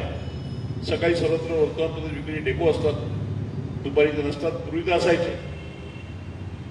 मला आठवत आहे की त्यावेळी गुन्हेगारी बातम्या जास्त असतात संध्याकाळ वर्तमानपत्रामध्ये आणि लोकांना ते आवडायचे. मला आठवत आहे की संध्याकाळच्या वर्तमानपत्रामध्ये तरी कंपोज केलं जायचं. त्यावेळी टाईप सिटिंग वगैरे नव्हतं. हाताने खेळ जुळवले जायचे आणि मग ते कामगार कंपोज करत असायचे, बातम्या येत असायच्या. त्यावेळी एक जे संपादक होते ते आपल्या बातम्या डिक्टेट करायचे आणि ते कंपोज देखील ऐकायचे. मग त्या क्राईमच्या असतील, सामाजिक असतील, तर त्याच्या हाताखालचे वार्ताहर असतील ते लिहून द्यायचे बातम्या. एकदा असं झालं की ते एका संध्याकाळच्या वर्तमानपत्राचा एक मथळा होता, अमुक महिलेवर बलात्कार, आणि त्याखाली 2 बातम्या आणखी बलात्काराच्या होत्या. इकडे बलात्कार, तिकडे बलात्कार. आणि त्यात एक बातमी अशी होती की मुंबईच्या महापौरांचा 100 संस्थांच्या वतीने सत्कार करण्यात आला. त्या कंपोजिटरच्या कानावर बलात्कार इतकं आलं होतं की तिने टाईप केलं. ती महिला कंपोजिटर होती. ही माहिती कळलं की मुंबईच्या महापौरांचा 100 संस्थांच्या वतीने बलात्कार करण्यात आला. हे असे मुद्राक्षर दोष अनेक आपण पाहिलेले आहेत. पण मला असं वाटतं की आपण वर्तमानपत्र, आपण मराठी भाषेचे वाहक आहोत आणि आज ज्या काही मराठी भाषेच्या छिंदऱ्या उडवल्या जात आहेत त्याला वर्तमानपत्र देखील मोठ्या प्रमाणात जबाबदार आहे असं मला खेदाने सांगावंसं वाटतं. पूर्वीची वर्तमानपत्र पहा आणि आत्ताची वर्तमानपत्र पहा. आणि मी एकदा याचं मी कारण शोधतो. एकदा मी नेहमी पोर्टलवर वगैरे देखील बातम्या वाचत असतो. जे प्रिंट मीडिया आहेत त्यांचे पोर्टल देखील आहेत, त्यावर देखील पाहत असतो. बातम्या बदलत असतात. एक अतिशय मोठं वर्तमानपत्र तर खूप चुकीचं मराठी छापलं आहे. मी म्हटलं तुमचं प्रिंटची आवृत्ती एवढी चांगली असते आणि ही चुकीचं आहे. आणि नेमके ते संपादक मला भेटले त्या पोर्टलचे. त्यांनी काही थातुरमात्र उत्तर दिलं तर मला काही ते पटलं नाही. काही दिवसानंतर त्याच पोर्टलमधली एक रिपोर्टर, एक बातमीदार मुलगी जी प्रशिक्षणार्थी होती, ती माझ्याकडे नोकरी बघायला आली. मला म्हणाले की माझा कालावधी ज्या वर्तमानपत्राचा संपतोय आणि त्यानंतर ते मला काही काम परमनंट करणार नाहीत. मी तिचं हे पाहिलं, माहिती पाहिलं, वैयक्तिक माहिती. अरे म्हटलं तुझं शिक्षण तर इंग्रजी माध्यमातून झालंय, मग तुला मराठी कसं नाही? म्हणे मला मराठी येत नव्हतं, पण मी गेले, त्यांनी मला सामावून घेतलं, मी कॉपी लिहायची आणि त्याचं शिक्षा पण टाकायचं. तर इंग्रजी माध्यमाची विद्यार्थिनी ट्रेनिंग म्हणून मिळते, तुमच्याकडे द्यायचं, तुझ्याकडून कॉपी लिहून घ्यायची, ते मराठी कसं असेल? आणि म्हणून मला असं वाटतं की वर्तमानपत्रच त्याला जबाबदार आहे. जी वर्तमानपत्र भाषेकडे दुर्लक्ष करतात, जे पोर्टल भाषेकडे दुर्लक्ष करतात, ते जबाबदार आहेत. पातुरकरांनी सांगितलं की 90च्या नंतर बदल होत गेला, मी सहमत आहे त्याची. आणि काय होतं की लोकप्रियता मिळण्यासाठी लोक मग काय वाटेल ते करतात. बोली भाषा वापरणं वेगळं आणि मराठी भाषा इंग्रजीची मिसळ करून वापरणं वेगळं, भेसळ करून वापरणं वेगळं. आता बायको हा शब्द तुर्की आहे, पण तुर्की बायको मराठी चांगली नांदली आहे. आज लोकांना माहित पण ना तुर्की, आपल्याला बायको हा मराठीचा शब्द वाटतो, आता झालाय. ऑक्सफर्डच्या डिक्शनरीवर देखील अनेक इंग्रजी नसलेले शब्द त्यांनी इंग्रजी म्हणून घेतलेले जातात आणि ते होत राहतं. हा काळाचा बदल आहे. पण याचा अर्थ आपण भाषेत मराठी भाषा असो, हिंदी भाषा असो, त्यात भेसळ करून ती वाढावी असं नव्हे. मी त्याच्याशी सहमत नाही. पु ल देशपांडेंनी एकदा म्हटलं होतं, गावच्या गोखाडीत आम्ही डुक्कर लोटताना पाहिले होते, वनातून लोळून आले. आणि त्यांनी मग असंच त्या विनोदाने त्यांनी म्हटलं होतं की पत्रकारांची आमची खिल्ली उडवतात. त्यांनी म्हटलं होतं की हे पत्रकार काय वाटेल ते छापतात, मराठी भाषा क्लिष्ट करून छापतात. जर पोलिसांनी त्यांना काही सांगितलं तर सांगतात हे अमुक अमुक आम्हाला पोलीस सूत्रांनी सांगितले. काही शासकीय अधिकाऱ्यांनी सांगितलं तर म्हणतात हे आम्हाला शासकीय सूत्रांनी सांगितले. एखाद्या विश्वासू माणसाने सांगितलं हे विश्वसनीय सूत्रांनी सांगितले. मग पुलं म्हणतात की बायकोने सांगितलं तर बायकोने सांगितलं असं का म्हणता, मंगळसूत्राने सांगितलं असं का नाही म्हणत तुम्ही? मराठी भाषा ही अशी आहे. तुला आठवतं एकदा मी अग्रलेखामध्ये एक अतिशय संतातून एका पुण्याला झोडून काढलं होतं आणि माझ्या आचार्यातले निळू सगळा पगडा असल्यामुळे मी त्यात हरामखोर वगैरे शब्द वापरले होते. तर निळूंचा मला फोन आला, मला म्हणायचं चुकीचं आहे म्हणे, शिवीगाळ रस्त्यावरचा गुंड देखील करू शकतो. तू रस्त्यावरचा गुंडा आहेस का? तू अग्रलेख लिहितोयस, तू त्या माणसावर टीका का करतोयस? याला शिवीगाळ करण्याची गरज नाही. तू आर्ग्युमेंट कर, तू मान, तुझे विचार मान, तो कसा चुकतो हे सांग. लोकांना त्या आवडतं, लोकांना त्या आर्ग्युमेंट भावतात. शिवीगाळ म्हणजे मराठी भाषा नव्हे. आणि मला ते पटलं. आणि जे अलीकडे देखील त्या अर्णव गोस्वामीवर मी सत्ता पण लिहिलं. म्हणजे एकदा तर असं झालं की आत्ता काही दिवसापूर्वी दक्षिण मुंबईमध्ये काही पत्रकार सर्व चॅनलचे वार्तांकन करत असताना त्याच्या चॅनलचा माणूस मध्ये मध्ये येऊन नाचायला लागला. इतर चॅनलवाल्यांनी त्याला ताकीद दिली, तू इकडे येऊ नकोस, तू तुझं काम कर. तर तो म्हणाला मुंबई के पत्रकार चाय बिस्कुटवाले पत्रकार हो. तेव्हा मग एका चॅनलने माझी मुलाखत घेतली तर मी सांगितलं मी याचा निषेध करतो. म्हटलं मुंबईच्या पत्रकारितेला वैभवशाली परंपरा आहे. प्रबोधनकार ठाकरे होते, आचार्य अत्रे होते, शून्यकार विश्वनाथ वाबळे होते, अग्रलेखांची भाषा निळकंठ खालीलकर होते. या उपऱ्यांना काय माहित मुंबईची पत्रकारिता काय आहे. आणि मग मी म्हटलं की त्याच्या चॅनलने मराठी पत्रकारांची माफी मागावी आणि जोपर्यंत ते मागत नाहीत तोपर्यंत मुंबई मराठी पत्रकार संघात मी त्यांना येऊ देणार नाही, कोणत्याही कार्यक्रमात सहभागी होऊ देणार नाही. आम्ही बंदी घेतली त्याच्यावर. सांगण्यात तात्पर्य असं की मराठीला एक मोठी परंपरा आहे, तर मी सांगण्याची गरज नाही. मराठीला वैभवशाली परंपरा आहे. आणि म्हणून मला भाऊंनी सांगितलं की पुन्हा उद्धव थोडं बाजू झालो, जेव्हा व्हिडिओ मी सांगितलं होतं तेच मला नंतर आता जेव्हा मी अर्णव गोस्वामीवर जेव्हा मी लिहिला तो शिरीष करेड आणि वाचून मला शिरीष करेड फोन मेसेज केला की जर तुमच्याकडे इतके चांगले मुद्दे आहेत, तुम्ही ते ठोकून काढले, मग तुम्ही त्या डुक्कर वगैरे का म्हणता म्हटलं रागाने म्हटलं, मी अर्णव डुक्कर म्हटलं होतं, मी म्हटलं रागाने म्हटलं, मला तोल गेला. आणि त्यांनीच नाही तर अनेकांचे मला मेसेज पण आले की तुम्ही डुक्कर वगैरे शब्द वापरणं योग्य नाही. म्हणजे डुक्कर हा शब्द देखील लोकांना हे होतो, खटकतो अनेकांना. अर्थात ती आपली मानसिकता असते. आपण सुसंस्कृत आहोत म्हणून तो खटकतो. आम्ही सुसंस्कृत नाही असं नाही, पण मगाशी प्रतिवर्षी म्हणाल त्याप्रमाणे आम्ही घोडपदेवमध्ये लहानाचे कुठे झाले होतो. त्या माऱ्या आम्ही समोर पाहिल्यात. आमच्या लहानपणी बोरकर दादा होते, म्हणजे आमच्या लहानपणी आधी, आणि तिथे मारावर यायच्यात, दोन बाजून धावत यायचे, सोडा वाटाच्या बाटल्या फेकल्याच्या. मग आमच्या घरात एकच फोन होता, घरात एरियात फोन पण नव्हता. तो कोणती धावत यायचा, आमच्याकडून पोलिसांना फोन करायचं, पोलिसांच्या गाड्या यायच्या, त्या निघून जायच्या. आणि म्हणून तो राणा ह्या शब्दाबद्दल बोलताना आपण म्हटलं मगाशी, तर आम्ही देखील सुसंस्कृत आहोत. पण ज्यावेळी असं काही मनाविरुद्ध काही घडतं, मुंबईच्या पत्रकारांच्या चायबुस्कीवाला म्हणणं किंवा मराठीवर कोणी हल्ला चढवणं, तेव्हा समजतं आणि मग मात्र आमचा रागाचा विस्फोट होतो. मी मगाशी म्हटलं की मराठीच्या चिंतने आम्ही सोडवलेल्या आहेत. एक त्यात फक्त काही उदाहरणं आहेत, म्हणजे ही आजकालची 2 दिवसांची उदाहरणं आहेत. पातुरकरजी, आपण एका मोठ्या वर्तमानपत्राचे संपादक आहात, लोकमतचे प्रतिभाजी, आपण मोठ्या वर्तमानपत्रातून निवृत्त झाला आहात आणि आजही ठिकाण करतात महाराष्ट्रात वगैरे. आजचं उदाहरण बघा, कानफट चित्रपटाचा ट्रेलर आउट,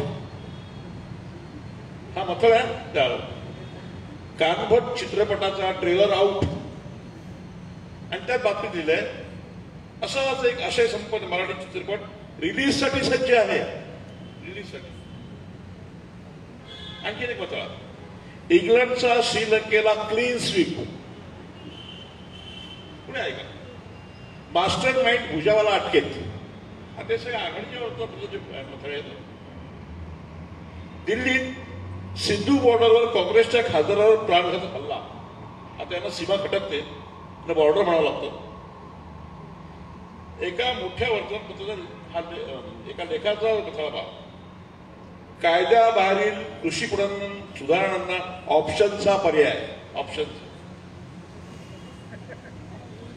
राज्यातील इंटर्न डॉक्टर्स जाणार संपावर. कारण प्रशिक्षणाचे म्हणणं इंटर्न म्हणावं लागतं. मी म्हटलं त्यावेळी कॉलमची नावं पातुरकरची मगाशी म्हटलं त्यामुळे एका कॉलमचं संडे स्पेशल रविवारच्या वेळेला, आणि त्यात त्यांनी म्हटले लिव्ह इन रिलेशनशिपचा फंडा वाढला. हो, सांगण्याचं तात्पर्य असं की मराठी भाषा ही गोड भाषा आहे, थोर भाषा आहे, आणि ती जतन करण्याचं, ते संवर्धन करण्याचं, तिचा प्रसार आणि प्रचार करण्याचं काम हे आम्ही पत्रकारांनी प्रामुख्याने आमच्यावर आहे. आणि त्याचबरोबर आता सोशल मीडियामुळे ते सर्वसामान्य लोकांवर देखील आहे, सर्वसाधारण लोकांवर आहे. आणि म्हणून माझी विनंती आहे की आपली ही मराठी भाषा आपणच वाढवली पाहिजे, आपणच जपली पाहिजे. तिच्यात इंग्रजीची भेसळ न करता आपण ती वापरली पाहिजे. मी पाहतो अनेकदा लहान मुलं असतं, मराठी आहे, आई मराठी, बाप मराठी, आणि ते बोलायचं कमावून कामिया say bye to him, say bye to. हे आपणच शिकवतो, तर आपणच त्याला शिकवतो. मला हसू पण येतं आणि संताप पण येतो. आपल्याच भाषेला आपण अशी हत्या करत असतो, आपण आपल्या भाषेला दुर्लक्ष करत असू, तर ते कसं होणार. आणि म्हणून मी या निमित्त सांगू इच्छितो की मित्र आवाहन करेन सर्वांना, जी वर्तमानपत्र मराठी भाषेत इंग्रजी भेसळ करून वापरतील त्यात मिश्राची पत्र लिहा. मला आठवतं पूर्वी खूप पत्र यायची, आणि त्या वर्तमानपत्रातील वाचकांचा जो पत्रांचा कॉलम आहे, जो रकाना आहे, हा अतिशय लोकप्रिय असायचा. आमच्याकडे माझ्या वडिलांनी त्या वाचकांच्या पत्रांच्या कॉलमला लावून होतो जनतेचा आवाज, आणि तो खूप लोकप्रिय होता. मी लहान होतो आणि आमच्याकडे जे बरोबर होते ते मराठातून निवृत्त होऊन आमच्याकडे आले होते, आणि ते ओरडायचे, चला पाचामुखी आणा, पाचामुखी. मला काय पाचामुखी काय म्हणतात, मग मी एकदा त्यांना म्हटलं का हो तुम्ही पासबुके काय म्हणताय, काय ते पासबुक काय? तेवढे नाही, मी मराठामध्ये होतो आणि मराठातल्या वाचकांच्या पत्राचं सर्व पासाबुकी होतं आणि ते फार लोकप्रिय होतं. मी आता कसं आहे की लोकांचं जसं वाचन कमी झालंय तसं लेखन देखील कमी झालं, त्यामुळे वर्तमानपत्रात येणाऱ्या पत्रांचं प्रमाण देखील कमी झालं. आज पातुरकरजी देखील सांगतील इतका खपासून देखील कमी आहे. मी आवाहन करेन की आपण वाचलं पाहिजे, आपण लिहिलं पाहिजे आणि विशेष करून जी वर्तमानपत्र मराठी भाषेत इंग्रजी भेसळ करून लिहित असतील, मराठी शब्द चुकीचे वापरत असतील, त्यांना आपण पत्र पाठवून तसं कळवलं पाहिजे. शक्य असताना आपण निषेध नोंदवला पाहिजे. त्या संपादकावर, तिथल्या पत्रकारांवर देखील आपला अंकुश राहील, त्यांना देखील कळेल की आपण चुका करतोय पण लोक पाहतायत. मला वाटतं अशी जर काही आपण दक्षता घेतली लोकांमध्ये मराठी लोकप्रिय करण्यासाठी, मराठी वाढवण्यासाठी, तर मराठी भाषेवर खूप उपकार होतील आणि आपण ते केलंच पाहिजे. हेच मी आपणास विनम्र आवाहन करतो. धन्यवाद. वेगवेगळे सूर आपण ऐकले, म्हणजे प्रतिमाताईंनी त्यांच्या अनुभवातून जे काही सगळे विचार मांडले, नरेंद्र बाबळेंनी खूप चांगल्या पद्धतीनं आणि तळमळीनं त्यांचे विचार मांडलेले. आपल्या सगळ्यांच्या लक्षात आलं असेल, याच्यामध्ये एक सूत्र असं आहे, तुमच्या सगळ्यांच्या लक्षात आलं असेल की वर्तमानपत्राची भाषा ही लिखित असते. आपल्याकडे सगळीकडे बघा कोर्टामध्ये पुरावा मागतात. ऑन एअर गेलेली गोष्ट म्हणजे वाहिन्यांबाबत बोलायचं म्हटलं कुठेही तर ते ऑन एअर विरुद्ध जाते, म्हणजे हवेमध्ये जाते निघून. वर्तमानपत्र हा डॉक्युमेंट असतो, ते पुरावा असतो. त्यामुळे एखादी चुकीची बातमी, जसं आता प्रतिमातांनी सांगितलं की आम्ही छापून पुरावा निर्माण करतो, मग ते खोटं खरा जो काय असेल तो पुरावा असतो वर्तमानपत्राचा. त्यामुळे कोर्टामध्ये एखादी केस गेल्यानंतर, म्हणजे मी बऱ्याचदा अनुभव घेतलेला आहे, तो न्यायालयामध्ये ते लगेचच दाखवलं की तुमची बातमी वकिलाची नोटीससाठी आम्हाला लागेल आणि आम्हाला खुलासा करावा लागतो की चूक झालेले क्षमस्व किंवा अमुक अमुक असं म्हणायचं नव्हतं, दिलगिरी वगैरे वगैरे. हे सगळ्या अलीकडे जे काही दिलगिरीचं प्रमाण, ते दिलगिरीचा कॉलम आलेला आहे, तर त्याचं कारण हे सगळं आहे. याच्यामध्ये मला एक सांगायचं वाटतं थोडंसं, म्हणजे तुम्हाला सगळ्यांना थोडीशी कल्पना आहे. म्हणजे एखादं वर्तमानपत्र जेव्हा बाजारामध्ये येतं ना, या सगळ्यांना म्हणजे सगळी सिनियर माणसं आहेत दोघंही, ती पत्रकार असतात, म्हणजे बाहेर फील्डवर ज्याला म्हणतो आपण, त्यांच्या क्षेत्रामध्ये फिरणारे पत्रकार असतात, त्याच्यावर संस्कार करणारे उपसंपादक असतात. बेसिकली त्यांचं काम असतं आणि नंतर ते छापणारे बाकी यंत्रणा असते ती. पण हे जे भाषेशी निगडीत आहेत, पत्रकार बाहेर फिरणारा आणि त्याच्यावर संस्कार करणारे उपसंपादक, यांची खूप मोठी भूमिका या भाषेविषयी किंवा भाषा या विषयाशी निगडीत असते. त्यामुळे आता जसं बाबळेंनी सांगितलं की रागाच्या भरात, आता ते संपादक असल्यामुळे थेट त्यांना तपासणार कोणीच नाही ना बाबळेंना, कारण ते बोलतील तेच फायनल असतं, कारण ते संपादक आहे. तसं म्हणजे आम्ही एखादा अग्रलेख लिहिल्यानंतर मग ते छापून येतो डायरेक्ट, आम्हाला कोणी चॅलेंज करत नाही, आव्हान देत नाही. आव्हान या शब्दावरनं सांगतो तुम्हाला, अनेक पत्रकार, आता मी अनेक मुलाखती घेत असतो बऱ्याचदा, आव्हान आणि आवाहन यातला फरक अनेकांना कळत नाही. हे आपल्यालाच माहीत नसतं. जसं आता बाबेने खूप चांगलं सांगितलं की वाचकांनी नियंत्रण करायला पाहिजे, पण वाचकांनाच अनेकदा अशी गोष्ट आहे, आज परिस्थिती अशी आहे की त्यांनाच कळत नाही परिस्थिती. बळजबरीने बलात्कार म्हणजे काय, ते छापून आहे वर्तमानपत्रामध्ये. बलात्कार या शब्दामध्येच बळजबरी ऑलरेडी आहे. एकाकी अरण्यरुदन असा शब्द छापून येतो, अरण्यरुदनमध्येच एकाकी आहे. आपल्याला कळत नाही, म्हणजे आपण विनोदाने म्हणतो पिवळं पितांबर वगैरे, परंतु वर्तमानपत्रामध्ये छापून येतं कसं काय. जसं आता ममताची सटकली, हे कसं असतं त्याचं कारण सांगतो मी तुम्हाला. म्हणजे मी बऱ्याचदा रोज त्या प्रोसेसमध्ये किंवा प्रक्रियेमध्ये रोज आहे की बाबा अधिक ठोसपणे आमचं वर्तमानपत्र खपायला पाहिजे, वाचकांनी आकर्षक व्हायला पाहिजे, वाचायला पाहिजे, खिळवून ठेवायला पाहिजे, अशा भाषेचा आग्रह. त्याचा उल्लेख बाबळेजींनी खूप छान पद्धतीने की आमचा पेपर हा भाजीवाल्याला, फेरीवाल्याला वाचता आला पाहिजे, त्याला समजली पाहिजे ती भाषा. काय होतं बरेचदा की त्या भाषेचा पण तो विचार करायला लागतो, तो माणूस, तो उपसंपादक, तो डेस्क, तो रिपोर्टर, तसा विचार करायला लागतो, ती भाषा आणण्याचा प्रयत्न करायला लागतो तो वाचकाबरोबर. वर्तमानपत्राचा असा भाषक म्हणजे वाचक असा नसतो थेट. आपण ठरवतो की हा आपला वाचक असेल, म्हणजे फेरीवाल्यापासून ते डॉक्टर, अभियंते असतील, कोणी असेल, वास्तुविशारद असेल, म्हणजे इंटेरियर डेकोरेटर वगैरे जे काय, असे अनेक स्तर, आणि राजकीय नेते अर्थातच जे सर्वाधिक वाचले जातात बऱ्याचदा, हे अनेक स्तर वाचकांचे आहेत. जसे वाचकांचे स्तर आहेत तसेच लेखकांचे पण स्तर आहेत. म्हणजे नादो महानोरांचा पण लेख छापून येतो, दमा निराधारांचा लेख छापून येतो, शंकर पाटलांचा लेख छापून येतो वर्तमानपत्रामध्ये. त्यांची प्रत्येकाची भाषा आहे, त्या प्रत्येक भाषेची एक शैली आहे. आणि तुम्ही आता घरामध्ये बसलात, एखादं पुस्तक असतं म्हणलं तर त्या पुस्तकाची एक शैली असते आणि मन लावून ते पुस्तक वाचता, एन्जॉय करता, पुस्तक ठेवून देतात. वर्तमानपत्रामध्ये तसं नसतं. प्रत्येक रिपोर्टर जे प्रत्येक पत्रकार आहे त्याची भाषा लिहित असतो. त्याच्यावर भाषेचे जे संस्कार झालेले आहेत तो त्या भाषेत लिहितो. मग उपसंपादक त्याच्यावर जे संस्कार झालेले भाषेचे त्याच्यावर तो प्रयोग करतो आणि अर्थातच ते काही प्रूफ रीडर असतील म्हणजे मुद्रित शोधक ज्याला म्हणतो आपण ते त्याचे बदल करत असतात आणि शेवटी फायनल ज्याला म्हणतो आपण अंतिम त्या वर्तमानपत्रामध्ये छापून येत असतं. जसा आता उल्लेख केला की मथळा ज्याला म्हणतो आपण बॅनर म्हणतो किंवा हेडिंग ज्याला म्हणतो आपण हेडिंग अनेकांना बऱ्याचदा आमची भाषा असते ती वर्तमानपत्रामध्ये की हेडलाईन, बॅनर लाईन, पोटमथळे, त्याला उपशीर्षक म्हणतो आम्ही. बऱ्याचदा अशी वेगवेगळ्या प्रत्येक वर्तमानपत्राची भाषा असते.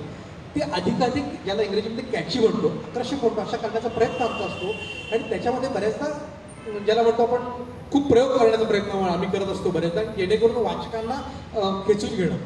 आता जसं उल्लेख त्याने केला की इंग्रजी भाषेचा वापर करू नये, परंतु मी तुम्हाला म्हणजे अभिमानाने सांगतो की मराठी भाषेने, मराठी वर्तमानपत्रांनी भाषेवर जे प्रयोग केले त्याचे आज आपण म्हणजे न्यायालय हा शब्द, सदनिक हा शब्द, फलंदाजी, गोलंदाजी, यष्टी रक्षक, पायचीत हे वर्तमानपत्रांनी रूढ केलेले शब्द आहेत जे आपण सर्रास वापरतो, अगदी सहज वापरतो.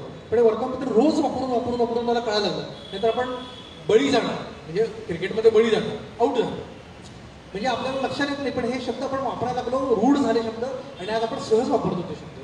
हे वर्तमानपत्रांनी केलेले आहेत, कुठल्याही वाहिन्यांनी केलेले नाही आहेत. ते वाहिन्यांनी वर्तमानपत्र, पण वाहिन्यामध्ये जे पत्रकार गेले ते पेपरमधूनच गेले शेवटी म्हणजे सुरुवातीच्या काळामध्ये. आत्ता हे नवीन ज्याला इंग्रजी भाषेचा जसा उल्लेख आता बाबळेजींनी केला, थेट इंग्रजीतनं मराठी म्हणजे पोटासाठी असेल, त्यांचा सर्वायवरचा प्रश्न असेल, अनेक गोष्टीसाठी ते पत्रकार घडले असतील, झाले असतील. परंतु पूर्वी जे मला आठवते सुरुवातीला जेव्हा वाहिन्या आल्या, अनेक आमचे प्रिंट मीडियात मी काम केले बरीच वर्ष, सगळेजण चॅनलमध्ये, कारण पगार जास्ती होते अर्थातच, सगळ्यांना आकर्षक असणं स्वाभाविक आहे, सगळेजण गेले आणि वर्तमानपत्रांची भाषा सुरुवातीला त्या वाहिन्यांमध्ये होती. आज मात्र तसं नाही. ज्याला आपण म्हणतो अनेक चुका, कारण मी तर रोजच बघतो, पण अनेक माझे मित्र आहेत सगळे संपादक, कधी मी त्यांना क्लिक करून टाकतो व्हॉट्सअपवर, अरे काय लिहिलंय बघा जरा दुरुस्त करा पटकन, मग ते करेक्शन करतात. सुपर ज्याला म्हणतो आपण, ते टीव्हीवर जे येत असतात ना समोरच्या बाजूला त्याला सुपर म्हणत असतात, त्याच्यामध्ये अनेक चुका असतात आणि ते येत असतात चुका. त्याचं कारण बरं ते वाटतच नाही. ही जी भाषेविषयीची असंवेदनता निर्माण झालेली आहे, लोक बोलतात एकमेकांमध्ये. अनेकांना जसं आता बाबळेजींनी सांगितलं की संपादकांना कळवलं पाहिजे, त्यांचा निषेध केला पाहिजे, पत्र पाठवलं पाहिजे. तुम्हाला आश्चर्य वाटेल, आता मी आहे समोर म्हणून तुम्हाला माहिती आहे संपादक आहे, तर बाबळेजी आहेत म्हणून संपादक माहिती आहे. अनेकांना पेपरचे संपादक माहीत नसतात, पेपरचा संपर्क नसतो. कोण पत्रकार कधीतरी गाठ पडतो कुठल्या तरी पेपरचा संपादक, त्यांना विचारतात अहो काय तुमच्याकडे छापून येतं, संपर्क नाही. त्यामुळे काय होतं, संवाद नाही येत अनेकदा. आणि आज वाचक आणि वर्तमानपत्र यांच्यामधला संवाद खूप कमी होत चाललेला आहे. एकूण हे दुर्दैव आहे, मी सांगतो ते दुर्दैव आहे. त्यामुळं वर्तमानपत्र जे देतील, तो इंग्रजी भाषेचा प्रभाव असेल, हिंदी भाषेचा प्रभाव असेल, तो येतं बाजारामध्ये. आणि वर्तमानपत्रवाल्यांना असं वाटतं आहे की आम्ही जे देतो आहे ते योग्य आहे, प्रमाण आहे, जे नाही आहे. मी अगदी संपादक म्हणून जबाबदारीने सांगतो की ते तसं नाही आहे. लोकांना खूप वेगळी भाषा पाहिजे, लोकांना चांगली भाषा हवी आहे, लोकांना चांगली शब्द हवे आहे, परंतु ते आज देणार यंत्रणच नाही आहे आपल्याकडे. आम्ही वेगवेगळ्या वर्तमानपत्रामध्ये काम करणार आणि बाहेर खूप संपादक आहेत बाजारामध्ये. आमचं कुठेही नेटवर्क नाही, मी तुम्हाला अगदी स्पष्टपणे सांगतो. कोणालाही आमच्याकडे असं काही यंत्रणा नाही आहे सगळ्या वर्तमानपत्राची एकमेकांना. उलट आम्ही एकमेकांचे स्पर्धक आहोत, आम्ही स्पर्धेच्या व्यावसायिक स्पर्धक आहोत आम्ही एकमेकांचे. त्यामुळे बाजारामध्ये आमचा पेपर उद्या चांगला, आमची हेडलाईन चांगली, आम्ही वापरलेला शब्द अधिक चांगला, असा एक थोडी असूया ज्याला म्हणतो पण चांगल्या अर्थाने, म्हणजे वाईट भाषा नाही, परंतु चांगल्या अर्थाने मी कसं चांगलं केलं असा प्रयोगामध्ये एकमेकांपासून ते दुरावत गेले आणि सुरुवातीपासून दुरावत गेले. त्यामुळे त्यांच्यामध्ये असं एकमेकांचा समन्वय ज्याला म्हणतो पण असा नाही आहे. त्यामुळे भाषेविषयी एकमेकांमध्ये समन्वय नसल्यामुळे भाषेचा समन्वय नाही अर्थातच. त्यामुळे जो वर्तमानपत्र ज्याला आवडेल, ज्या संपादकाचे संस्कार असतील, त्या भाषेचे संस्कार असतील, त्यांची स्वतःची शैली असेल, त्यांची पुस्तिका असेल, त्यानुसार तो वाटचाल करतो आहे.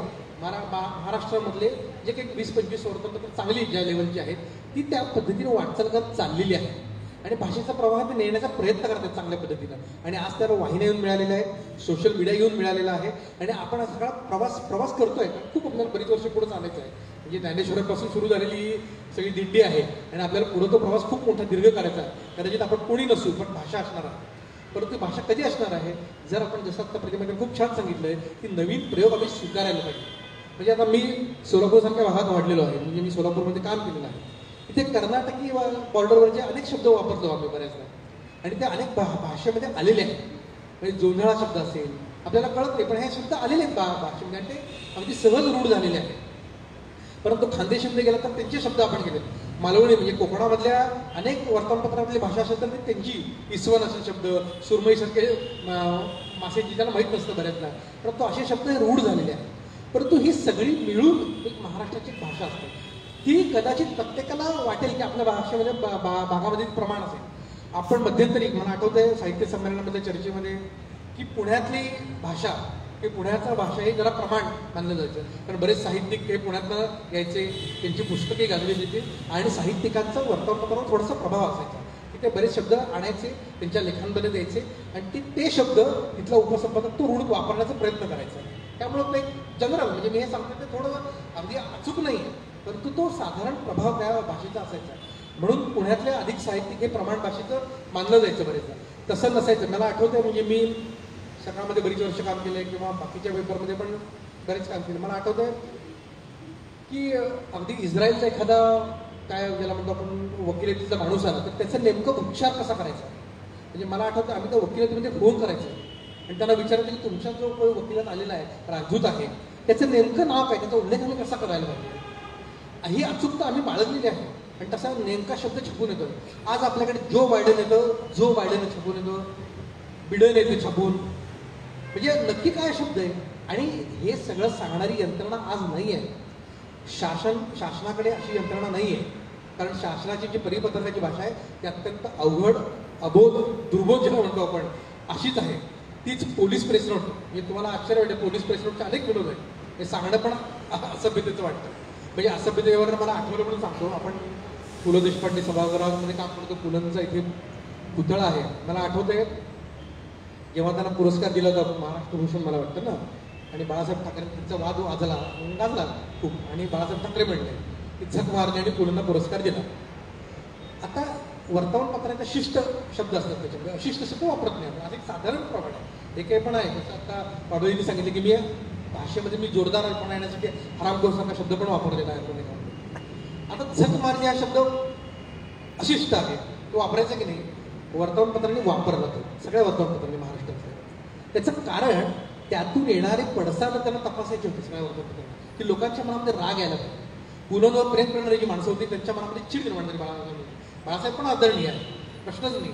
परंतु बाळासाहेबांनी ज्या शब्दाचा वापर केला, जो शब्द वापरला तो लोकांमध्ये चिड आणणार होता, कारण पुलंवर प्रेम करणाऱ्या मोठी जनता होती मराठी माणसामध्ये. आणि त्याची रिॲक्शन अर्थातच उमटली. थोडे दिवस चर्चा चालली 2-4 महिने आणि अर्थातच पण तो शब्द लक्षात राहिला. म्हणजे उदाहरण मला थोडंसं असभ्यतेचा उल्लेख झाला म्हणून मी सांगतो. म्हणजे नाशिकमध्ये होतो मी, त्या वर्तमानपत्रामध्ये काम करत होतो आणि दुपारची वर्तमानपत्रामध्ये छोटा, कारण त्यांचा माळ म्हणजे वर्तमानपत्र खपण्यासाठी तो जो विक्रेता असतो तो बातमीचं हेडिंग काहीतरी वाचत असतो आणि खपवायचा उल्लेख करत असतो. मी रविवार कारंजाच्या तिथे बसला उभा होतो आणि तो आपला विक्रेता ओरडत होता. तुम्हाला आश्चर्य म्हणजे मी शब्द उच्चारला होतो, मला एकदम शॉक बसतो. पिशवीत बलात्कार असं ओरडत निघालं आणि 8 आण्याला काही रुपयाला पेपर होता. लोक आपले काय भानगडी पिशवीत बलात्कार काय, म्हणजे शॉकच. आपल्याला दोन्ही अर्थाचा काही संबंध नाही. आम्ही तो घेतला, आम्ही सगळे मित्र होतो, वाचला. पिशवी नावाचं एक गाव होतं, त्या गावामध्ये बलात्कार झालेला होता आणि पिशवीत बलात्कार असं छापून आलेलं होतं. आता हे आपल्याला कळत नाही, परंतु हे अशा गमती वर्तमानपत्रामध्ये घडतात. तो लेख काहीतरी करत असतो. असे खूप गमती वर्तमानपत्रामध्ये घडलेले आहेत. जसं आता वाबळेजीने उल्लेख केलेला आहे की अशा गमती शेकडो घडतात रोज.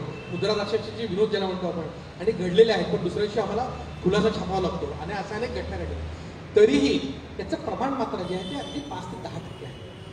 वर्तमानपत्राची सरासरी 80-90% भाषा ही सर्व समाजामध्ये वापरली जाणारी भाषा असते आणि ती वापरावी लागते. म्हणजे त्याचं कारण आहे हे बघा, जसं आता उल्लेख राजभाषा, प्रमाण भाषा किंवा बोलीभाषा असं उल्लेख जो केला किंवा जनभाषा ज्याला म्हणतो, अशी बोलीभाषा पकडण्याचा प्रयत्न वर्तमानपत्र करतात. कारण आम्हाला खपवायचं आहे, आम्हाला व्यावसायिकतेचं यश प्राप्त करायचं आहे. आम्हाला अधिकाधिक म्हणजे मी स्वतःच हेडिंग दिलं होतं की भंडारामध्ये जे काही हत्याकांड घडलं आणि खूप वेगवेगळे हेडिंग आले की काय 10 बालकांचा मला वाटतं मृत्यू झाला त्याच्यामध्ये आणि व्हेंटिलेटरचे वगैरे असं सगळ्यांना माहिती. भंडाराचा त्याला आपण कुठं कांड शब्द वापरला बघा, हत्याकांड. तुम्हाला सगळ्यांना माहिती आहे का माहिती नाही. कांड हा मुळात आध्यात्मिक तो कथेचा एक भाग म्हणून कांड वापरला असतो. कांड ज्या पण आता कसं झालंय, वासनाकांड, हत्याकांड, अगदी जनरल म्हणजे ग्रस्त, पूरग्रस्त, काय ते आणखीन असे अनेक शब्द आपण सहज रूढ झाले पण लोकांनी स्वीकारायले ते शब्द. मी त्या माझ्या वर्तमानपत्रामध्ये अगदी अलीकडचं घटना म्हणून सांगतो की सगळ्यांनी हेडिंग दिलं की 10 बालकांचा मृत्यू, दुर्दैवी मृत्यू असेल आणि असे अनेक आम्ही हेडिंग दिलं होतं, बालकांनो आम्हाला माफ करा. आणि ते हेडिंग का झालं महाराष्ट्र, मी विशेषतः आमचा वैदर्भामध्ये खूप प्रभाव आहे, मराठवाड्यात प्रभाव आहे लोकांचा. आणि अर्थात लोकांनी खूप अपील केलं, सगळ्या व्यवस्थापनाचे फोन आले. हे खूप टची हेडिंग आहे, त्याला संवेदनशील हृदयाला भिडणार हेडिंग आहे की बालकांना आम्ही तुम्हाला जगू शकलो नाही, आमच्या मानवी चुकांमुळे ही घटना घडली आणि त्या विचार 10 बालकांचा काहीच चुक नसताना जीव गेला. तर हे असं जे काही आम्ही ज्याला म्हणतो आपण वाचकांचं हृदय मिळवण्याचा प्रयत्न आम्ही करत असतो. हे करत असताना अनेक प्रयोग करत असतो. त्या प्रयोगामध्ये कधी चांगला होतो, कधी वाईट होतो. आणि अर्थात व्यक्तमाचा भाषेचा मात्र चक्र चालू असतं, तो प्रवाह चालू असतो. आणि अशा प्रवाहामध्ये आपण सगळेजण वाटचाल करीत आहोत, करणार आहोत पुढच्या काळामध्ये. मात्र जसं बाबळेजींनी सांगितलं आपल्याला, मी त्याच्या माताशी काही अंशी सहमत आहे की वाचकांचं नियंत्रण जे आता संवाद बऱ्यापैकी संपलेला आहे, खूप 5-10% शिल्लक राहिल्या. लोक मेलवरनं, व्हॉट्सअपवरनं आज तुमची प्रतिक्रिया पाठवतात. तर आता माझा फोन ज्यांना माहिती आहे तेच पाठवणार, किंवा माझ्या ओळखीचे आहेत किंवा माझं नेटवर्क ज्यांच्याकडे तेच मला प्रतिक्रिया पाठवणार. नॉर्मल वाचकांना काहीही संबंध नसतो. ते वाचतात, घरामध्ये चर्चा करतात, मुलांना सांगतात, मित्रांना सांगतात, प्रवासामध्ये असेल तर लोकांना सांगतात काहीतरी छापले होते पेपरवाल्यांनी, आज काही छापलेलं आहे. असे निगेटिव्ह चर्चा करतात, खूप छान छापलं आहे, अशी सकारात्मक पॉझिटिव्ह पण चर्चा करतात बऱ्याचदा. परंतु ती विरून जाते बऱ्याचदा, त्या दिवसापुरती असते. कारण वर्तमानपत्राचं आयुष्य त्या दिवसापुरतं असतं. परत नवा दिवस येतो, नवं आयुष्य, नवे शब्द, असे आमचे प्रयोग सातत्याने सुरू असतात. आणि असा प्रभाव आमचा चालू असतो. आजच्या काळामध्ये जे मोठं आव्हान आहे ते अतिशय सोशल मीडियाचं आहे. व ते सगळ्यात त्याचा उल्लेख थोडाफार केला आपल्याकडे की व्हॉट्सअप असेल, काय इंस्टाग्राम असेल किंवा ट्विटर असेल. तुम्हाला माहिती आहे की ट्रम्पचं ट्विटर बंद केलं कंपनीमध्ये, संवादच बंद करून टाकला लोकांशी. कारण ते जे काही भाषेमध्ये बोलत होते आणि आक्रमक भाषा लोकांना चेतवत होती, पेटवत होती. अमेरिकेमधलं घटना सगळ्या माहितीत तुम्हाला. तुम्ही सगळेजण फेसबुकवर असाल, सगळेजण आपण असतो करायचं, व्हॉट्सअपवर तर नॉर्मलच आहे. पण उद्या त्या कंपन्यांनी ठरवलं की तुम्हाला जर करायचं नाही आहे किंवा बंद करू, तर तुमचा संवाद तुटण्याची शक्यता आहे. कारण आपण टेक्नॉलॉजी किंवा तांत्रिकदृष्ट्या अनेकदा अवलंबून आहोत बऱ्याचदा. पूर्वीसारखा जसं आज आपण इथे बसलेलो आहोत, कोरोनामुळे ऑलरेडी आपण बऱ्यापैकी दुरावलेले आहोत. परंतु आज काही काळानंतर, वर्षभरानंतर जवळपास एक बोलण्याची संधी आपल्याला मिळते आहे. हे प्रमाण वर्तमानपत्र आणि वाचक याच्यातलं खूप कमी झालेलं आहे. ते जर पुन्हा एकदा पूर्वीसारखं जुळलं तर कदाचित भाषेचे सारखे प्रयोग चांगले ते सुरू होण्याची शक्यता, ती मात्र शक्यता कमी आहे. त्याचं कारण नवी पिढी घडत असते, नवा वाचकावर घडत असतो, तरुण येत असतात, ते भाषा स्वीकारत असतात आणि त्यातून हे घडत असतं. कारण जसे तरुण वाचक येतात तसे तरुण पत्रकार पण येत असतात. जसा तो उल्लेख केला की सिनेमामधले अनेक रंजक वर्तमानपत्राचं काम माहिती देणं, रंजन करणं आणि शिक्षित करणं आहे. आणि बऱ्याचदा सत्ताधाऱ्यांवर अंकुश ठेवणं होतं पूर्वी, मी आता म्हणणार नाही ते, कारण ते धाडसाचा गट ठरू शकतो. सत्ताधाऱ्यांचाच अंकुशावर अनेक वर्तमानपत्रांवर आहे, अशी परिस्थिती दुर्दैवानं आहे. ते हळूहळू मला असं वाटतं आता तो विषय वेगळा आहे. परंतु भाषेपुरतं बोलायचं म्हटलं तर वर्तमानपत्रांनी अनेक प्रयोग करून ही भाषा टिकवण्याचं काम केलेलं आहे, ते करत आहेत. तो कदाचित कमी होतो बऱ्याचदा. शेअर बाजारासारखा तो कधी कधी चढतो, चांगला प्रयोग झाला तर लोक टाळ्या वाजवतात आणि चुकलं की शिव्या पण देतात. परंतु त्या शिव्या जाहीरपणे देत नाहीत, कारण त्याचा संपर्क नसतो. कदाचित पुढच्या काळामध्ये हा संवाद वाढेल अशी आशा संपादक म्हणून मी व्यक्त करतो. कदाचित मला वाटतं प्रतिमा त्यांनी थोडंसं मुद्दे वेगळे माझ्या बोलण्यातून सुचले असतील, बाबळेजींच्या बोलण्यातून सुचले असतील की त्यांनी त्यांची मतं व्यक्त करायची. थोडंसं 15 मिनिटं शेवटची राहिलेली आहेत संवादपर्यंत. मग आपण 5-5 मिनिटामध्ये आपली काही मतं असतील तर ती बोलायला हरकत. प्रतिमा मला थोडंसं पात्रुडकरांचं बोलणं पुढे नेऊन 2 गोष्टी इथे महत्त्वाच्या मांडाव्याशा वाटतात. ते म्हणजे केवळ भाषेच्या संदर्भात नाही, तर वाचकांनी आशयाच्या बाबतीत सुद्धा किंवा मिळत असलेल्या माहितीच्या संदर्भात सुद्धा वर्तमानपत्रांवरती लोकांचा अंकुश असला पाहिजे, असं माझं स्वतःचं मत आहे. ह्याचं कारण असं की आत्ता त्यांनी सांगितलं त्याप्रमाणे सध्याच्या परिस्थितीमध्ये, म्हणजे इथे आपण 3 वेगवेगळ्या प्रकाशन संस्थांशी संबंधित असलेले अशी जरी माणसं असलो तरी काही गोष्टी आपल्याला सर्वसाधारणपणे सारख्या दिसतात.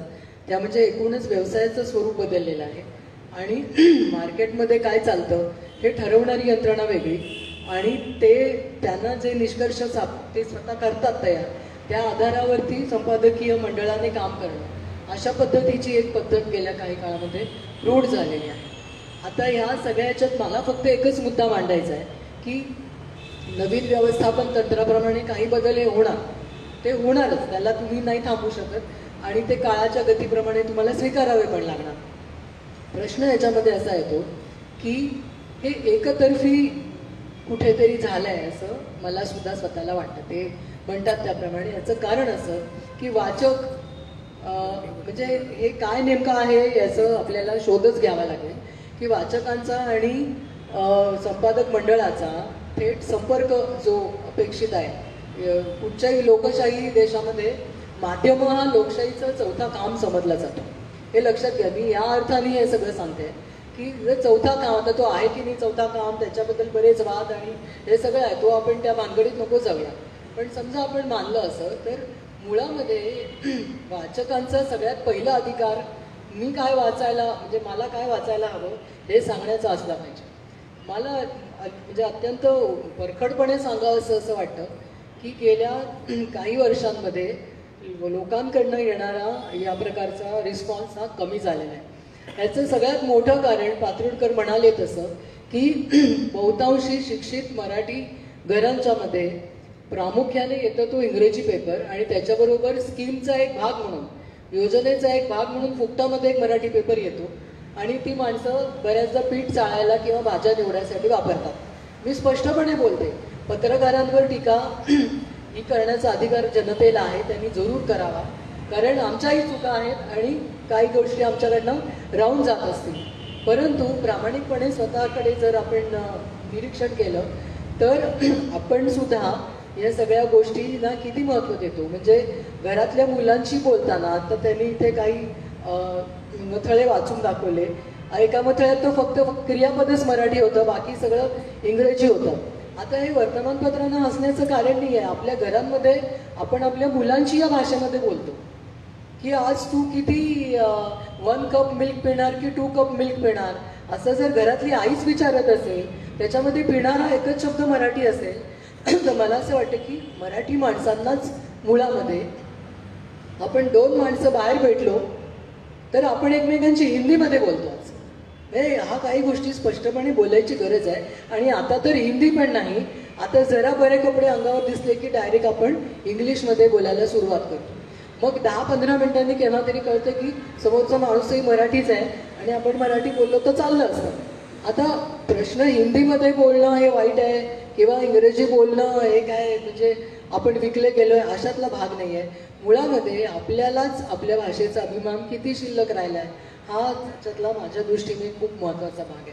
मला अशी कितीतरी मुलं माहिती आहेत माझ्या मित्रांची, माझ्या नातेवाईकांची, जी कॉन्व्हेंटमध्ये किंवा इंग्रजी माध्यमात शिकलेली आहे. या मुलांना तिसरी भाषा म्हणून मराठी भाषा असते. मी काही गोष्टी जरा थोड्या वेगळ्या पद्धतीने मांडू इच्छिते. आता या मुलांना देवनागरी वाचता येते. याचं कारण त्यांना काही इयत्तेपासून ती भाषा परीक्षेला आहे. भले ती पहिली भाषा नसेल त्यांची, पहिली भाषा इंग्रजी असेल, दुसरी हिंदी असेल, तिसरी लोकल लँग्वेज म्हणजे मराठी असेल, परंतु या मुलांना मराठीमध्ये आलेले संदेश वाचता येत नाही. यांना मराठीमध्ये लिहिलेली पोस्टर वाचता येत नाही. आता गंमत म्हणजे हिंदी आणि मराठी दोघांचंही स्क्रिप्ट एकच आहे, देवनागरी.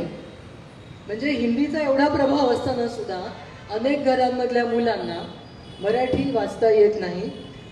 मराठी घरातली इंग्रजी माध्यमात शिकलेली मुलं सांगतात की मला मराठी वाचता येत नाही, तुम्ही इंग्लिशमध्ये मला पाठवा. मला स्वतःला नवल वाटतं की आपली स्वतःची मातृभाषा आपल्या मुलाला किमान वाचता आली पाहिजे. असा आग्रह जर घरातल्या आईवडिलांनाच वाटत नसेल तर मग त्यांनी इतरांच्याकडे बोट दाखवू नये असं मला वाटतं. या सगळ्या ह्याच्यात आपल्या भाषेचं प्रेम हे आपणच हळूहळू संपत आणलेलं आहे कुठेतरी या सगळ्या ह्याच्यात. आणि मग मला अभिमान काय वाटतो, मी हे का म्हणते, हे सगळं बोलीभाषा किंवा भाषा प्रवाही असणं, मला स्वतःला नेहमी पात्रुडकर असं वाटत आलेलं आहे की मराठी माध्यमात शिकलेली मुलं असतात. आपण सगळे मराठी माध्यमात शिकलेलो आहोत आणि आपल्या व्यवसायामध्ये आपल्याला इंग्रजीशी रोजचा संबंध आहे, कारण त्याच्याशिवाय आपल्याला काम आपल्या पुढे नेताच येत नाही. आपण 10वीपर्यंत मराठीत शिकलो, त्याच्या पुढे कॉलेजमध्ये इंग्रजी माध्यमातून परीक्षा दिल्या. मी सगळ्यांना नेहमी सांगते की मराठी माध्यमाच्या मुलांना कवी लेखनाची चूक अजिबात करू नका, कारण अगदी लहान असल्यापासून 10वीपर्यंत जी मुलं मराठी भाषेतच शिकलेली आहेत ती मुलं लिहिलं या कॉलेजमध्ये ग्रॅज्युएशन इंग्लिशमध्ये करतात, सगळे पेपर इंग्लिशमध्ये लिहितात. 11वी 12वी ही त्यांना थोडी त्रासाची जाते, 11वी त्रासाची जाते, 12वीला मुलं पुन्हा झटून अभ्यास करतात, त्यांना हव्या त्या विद्याशाखेत जातात, त्यांना हव्या त्या कोर्सला त्यांनी निवड मराठीमध्ये शिकलेली, चाळीतली, साध्या घरातली, मराठीत कोण मुलं जातात आजकाल ज्यांच्याकडे आर्थिक स्थिती नाही, अशीच बरीच मुलं मराठी शाळांमध्ये जातात. या शाळांमध्ये गेलेली मुलं पुढे जर त्यांचं पदवीचा अभ्यासक्रम हा इंग्रजीमध्ये पूर्ण करत असतील तर ही मुलं इंग्रजी माध्यमात शिकणाऱ्या मुलांपेक्षा अधिक बुद्धिमान आहे असं मी समजेन. कारण त्यांना त्यांचं मराठी वाचता येतं, त्यांना हिंदी येतं, त्यांना इंग्लिश सुद्धा येतं. इंग्रजी माध्यमात शिकलेल्या माणसाला मराठी वाचता येत नाही ही लाजिरवाणी बाब जोपर्यंत समाजाला लाजिरवाणी वाटत नाही तोपर्यंत आपण दुसऱ्या कोणाला नावं ठेवण्यामध्ये काही अर्थ नाही. मग ह्याच्यामध्ये ठरवावं लागतं की आज मराठी वर्तमानपत्र नेमकी कोणासाठी निघतात, हा मुद्दा आहे याच्यामध्ये. हा मुद्दा याच्यामध्ये आहे की मराठी वर्तमानपत्र नेमकी कोणासाठी. आता यांनी उल्लेख केला की ती मुलगी त्यांच्याकडे नोकरी मागायला आहे, ती शिकली इंग्लिश माध्यमामध्ये, तिला काम हवं होतं मराठी माध्यमामध्ये. काय हा नेमका सगळा तिढा काय आहे हा समजून घेतला पाहिजे. मला स्वतःला असं वाटतं की इंग्रजी वर्तमानपत्रांनी सुद्धा त्यांची इंग्रजी भाषा काळाप्रमाणे बदलत नेलेली. टाइम्स ऑफ इंडियाची भाषा 30 वर्षापूर्वी जशी होती तशी आज अजिबात नाही. बॉम्बे टाइम्सची भाषा तर पूर्णपणे निराळी आहे. अशा अनेक गोष्टींचं उदाहरण आपल्याला देता येईल. प्रश्न ह्याच्यामध्ये मराठी टिकावी असं वाटत असेल तर मराठी टिकण्याची जबाबदारी ही मराठी माणसांनीच घ्यायला पाहिजे. मला ज्या 2 शेवटचे फक्त मुद्दे मांडायचे आहेत की आपण रोजचं मराठी वर्तमानपत्र तरी वाचतो का असा प्रश्न लोकांनी स्वतःला विचारावा. त्याची गरज आहे. याचं कारण आता पात्रोडकर म्हणाले तसं ऑन एअर शब्द येतात आणि निघून जातात, वर्तमानपत्र ही चिरकाल राहतात. तुम्ही 10 दिवसांनी सुद्धा पेपरचं कात्रण लोकांना दाखवू शकता आणि सांगता की ही बातमी छापली आहे. माणसांचा छापील शब्द आपलं नेहमी बघा बोलताना की आपण असं बोलतो ना, तू काय सांगतोस मला, आपण सांगतो लिहून दे मला असं सांगतो. आपला विश्वास कधी बसतो समोरच्या माणसावर, तू लिहून दे मला की तुला हे मान्य आहे. जेव्हा ते कागदावर लिहिलं जातं तेव्हा त्याला एक अधिकृतता किंवा ऑथेंटिसिटी येते. वर्तमानपत्रांची ऑथेंटिसिटी ही टिकून राहण्यासाठी वाचकांचं त्याच्यामध्ये असलेला सहभाग हा फार महत्त्वाचा आहे. आम्ही तुमचा पेपर बंद केला असं सांगणारे अनेक लोक मला भेटतात की आम्ही तुमचा पेपर हल्ली बंद केला आहे. मी त्यांना म्हटले की तुमचं चॉईस आहे, म्हणजे तुमचं निवड तुमची आहे, आपण याच्यावरती काही बंधन घालू शकत नाही. परंतु तो बंद करण्याच्या आधी तुम्ही संपादकांशी किंवा व्यवस्थापनाशी काही संपर्क साधलात का, तर तो बहुतेक साधलेला नसतो. मला एकच मुद्दा याच्यामध्ये की हे केवळ वर्तमानपत्रांच्या बाबतीतच आहे असं नाही. आपण आपल्या लोकशाहीशी संबंधित असलेल्या प्रत्येक घटकाच्या प्रती आपल्याला जे वाटतं ते सांगण्यासाठी जी हयगय करतो आहोत, लोक उदासीन होत चाललेले आहेत. या उदासीनतेचा फटका हा सगळ्या क्षेत्रांना बसतो. हा काय फक्त वर्तमानपत्रांना बसतो असं नाही, हा सर्व क्षेत्रांना बसतोय. मराठी चित्रपटांना बसतोय, मराठी नाटकांना बसतोय, मराठी संस्कृतीला बसतोय, पूर्ण महाराष्ट्राला बसतोय आणि ओव्हरऑल सगळीकडे बघायला गेलं तर प्रत्येक भाषेत ही स्थिती असल्यामुळे देशातही हा फटका आपल्याला पडताना. लोकभावना म्हणजे काय, लोकांना जे मनापासून वाटतं ते मांडण्याची तयारी लोकांची असणं हा त्यातला खूप महत्त्वाचा भाग आहे. लोकशाहीतला लोकांचा कमी होत चाललेला सहभाग हा माझ्या दृष्टीने अतिशय चिंता करण्यासारखी गोष्ट आहे. मी माझं कुटुंब, माझं रोजचं जगणं ह्याच्या पलीकडे जाऊन मी काय करतो का, महाराष्ट्राची परंपरा इथे उल्लेख झाले, मी 2 मिनिटात संपवते की महाराष्ट्रातल्या वर्तमानपत्रांच्या किंवा कोणत्याही साहित्यिक परंपरेला सुद्धा एक अत्यंत दैदिप्यमान रोखोक आणि संघर्षाची अशी मोठी परंपरा आहे. आपल्याकडे भाषेवरून कोणाचं मन दुखावलं म्हणून माणसं एकमेकांच्याशी संवाद करायची थांबलेली तुम्हाला दिसणार नाही. एकमेकांचे कपडे काढतील आणि मी ह्या भाषेत बोलते आता, आणि त्याच वेळेला एकमेकांना शाली सुद्धा घालतील. महाराष्ट्राची परंपरा ही जिकडे चूक आहे तिकडे चूक बोलण्याची आणि जिथे आपल्याला आदर वाटतो, सन्मान वाटतो तिथे सन्मान करण्याचे आहे. महाराष्ट्राने शालजोडी देऊन सन्मानही केलेत आणि शालजोडीतले मारलेले पण आहे. या दोन्ही गोष्टी आहेत. मला फक्त या निमित्ताने एकच सांगावंसं वाटतं की महाराष्ट्रातल्या मराठी माणसांना काय झालंय नेमकं, का ते असे मुके झालेले आहेत, का ते काही बोलत नाही आहेत, का त्यांना त्यांचं स्वतःचं मत नाही आहे, का त्यांना स्वतःच्या कुठच्याच गोष्टी ठासून सांगायची गरज वाटत नाही आहे.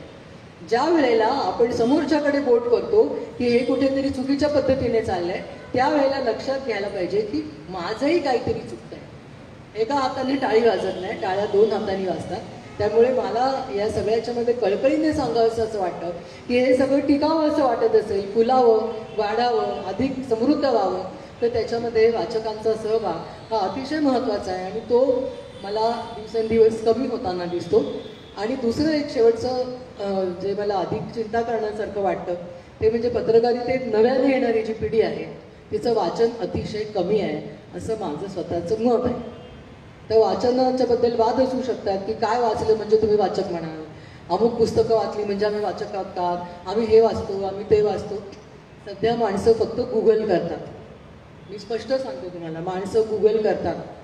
ते एखाद्या माणसाबद्दलची बातमी द्यायची असेल, कोणी गेले मोठी व्यक्ती, गुगल काढणार, त्याच्यावर बघणार, ती माहिती मराठीमध्ये करून आपली बातमी तयार झाली, आपण संपलं. प्रश्न घाईच्या वेळेला हे करावं लागतं, हे सगळं मला मान्य आहे. मात्र माझ्या आजूबाजूच्या समाजाविषयीची मला थोडी तरी माहिती असणं, संगीत, कला, साहित्य, विज्ञान, तंत्रज्ञान, जी काही जगण्याची अंग आहे, राजकारण, याच्यामधले संदर्भ मला माहिती असणं, मी वेगवेगळ्या कार्यक्रमांना जाणं, आज इथे असलेली उपस्थिती ही खरं सांगायचं तर स्पष्टपणे आम्हाला तिघांना सुद्धा अत्यंत अंतर्मुख करून गेलेली आहे की आम्ही कोणासाठी बोलतो आहे हे सगळं, कोणासाठी करतो आहे हे सगळं.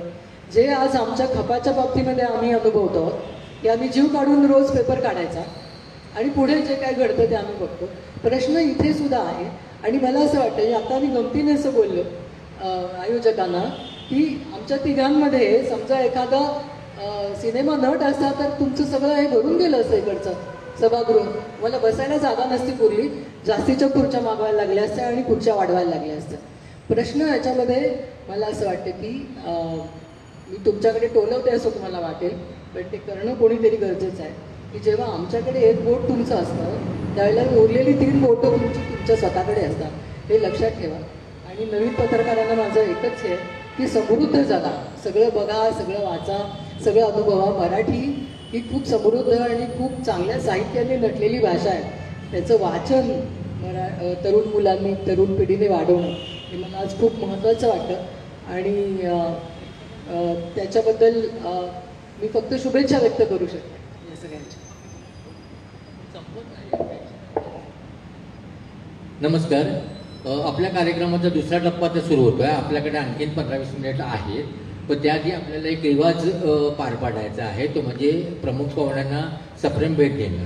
गेल्या 4 वर्ष शासनाची भूमिका ही आहे की आपण बघितलं असेल की आपण बुके दिलेले नाहीत, तर बुके नाही, बुक, पुस्तकं सप्रेम भेट द्यायची ही गेल्या 4 वर्षामध्ये शासनाची भूमिका आहे. कारण पुष्पगुच्छ फुकट जातात, परंतु पुस्तक हे अनेक लोक त्यांच्या घरातले वाचू शकतात, त्या पुस्तकांचा प्रसार होतो. म्हणून मी विकास कांबळे यांना विनंती करतो की त्यांनी मान्यवरांचा सप्रेम भेट देऊन सत्कार करावा आणि उद्याचे कार्यक्रम त्यांनी सांगावेत. आणि त्यांचं झाल्यानंतर आपल्याकडे 15 मिनिट असतील, तर प्रेक्षकांना जे काही प्रश्न विचारायचे असतील तर तो दुतर्फी संवादाचा हा दुसरा टप्पा असेल, 15-1 मिनिटं यानंतर. ओके. विकास कांबळे यांना विनंती करतो की त्यांनी पोडियमवर यावं. नमस्कार. आजच्या चर्चासत्रामध्ये उपलब्ध असलेले श्री नरेंद्र वाबळे सर, प्रतिमा जोशी मॅडम आणि विनायक पात्रोकर सर. मी श्री सतीश जोंधळे सर, सहसचिव राज्य शिष्टाचार विभाग यांना विनंती करतो की त्यांनी मंचावरती यावं.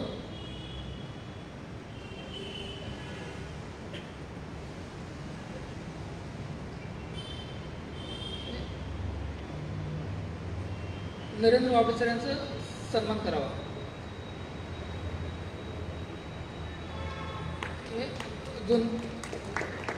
जोंधळे सरांना विनंती करतो की त्याने विनायक पात्रोकर सरांचा सन्मान करावा.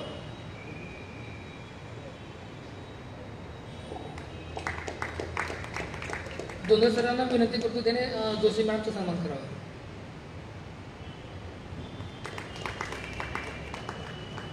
धन्यवाद सर. उद्या मराठी भाषा संवर्धन पंधरवड्यानिमित्त दुपारी 4 ते 5 या कालावधीमध्ये जागर मराठीचा या मालिकेमध्ये ऐतिहासिक साहित्य या विषयावरती मुलाखत आहे. सहभागी आहेत पानिपतकार विश्वास पाटील सर, खासदार मान्य डॉक्टर अमोल कोल्हे सर आणि यांची मुलाखत घेणार आहेत नितीन हरिकर सर. उद्या 6:30 वाजता याच ठिकाणी सिनेमाची भाषा मराठी आणि जागतिक सिनेमा याविषयी संवाद होणार आहे. यामध्ये सहभागी आहेत अशोक राणे सर, गणेश मतकीर सर आणि मीना कर्णिक. यापुढे सुद्धा तुमच्या सोबत आहे. धन्यवाद. हां, आता अशी अपेक्षा आहे की आतापर्यंत अतिशय सुंदर विवेचन ऐकलं आपण सगळ्यांनी, ते सलग होतं. आता प्रेक्षकांनी आपले प्रश्न नेमके विचारावेत आणि त्याची उत्तर असं. तर मी सुरुवात करतो. पहिला 2 प्रश्न मिनिटात वाइंड अप करतोय. माझं राहिलं होतं, नंतर आपण विचारा. चा- हां, दोघांचं जवळ राहिलं होतं.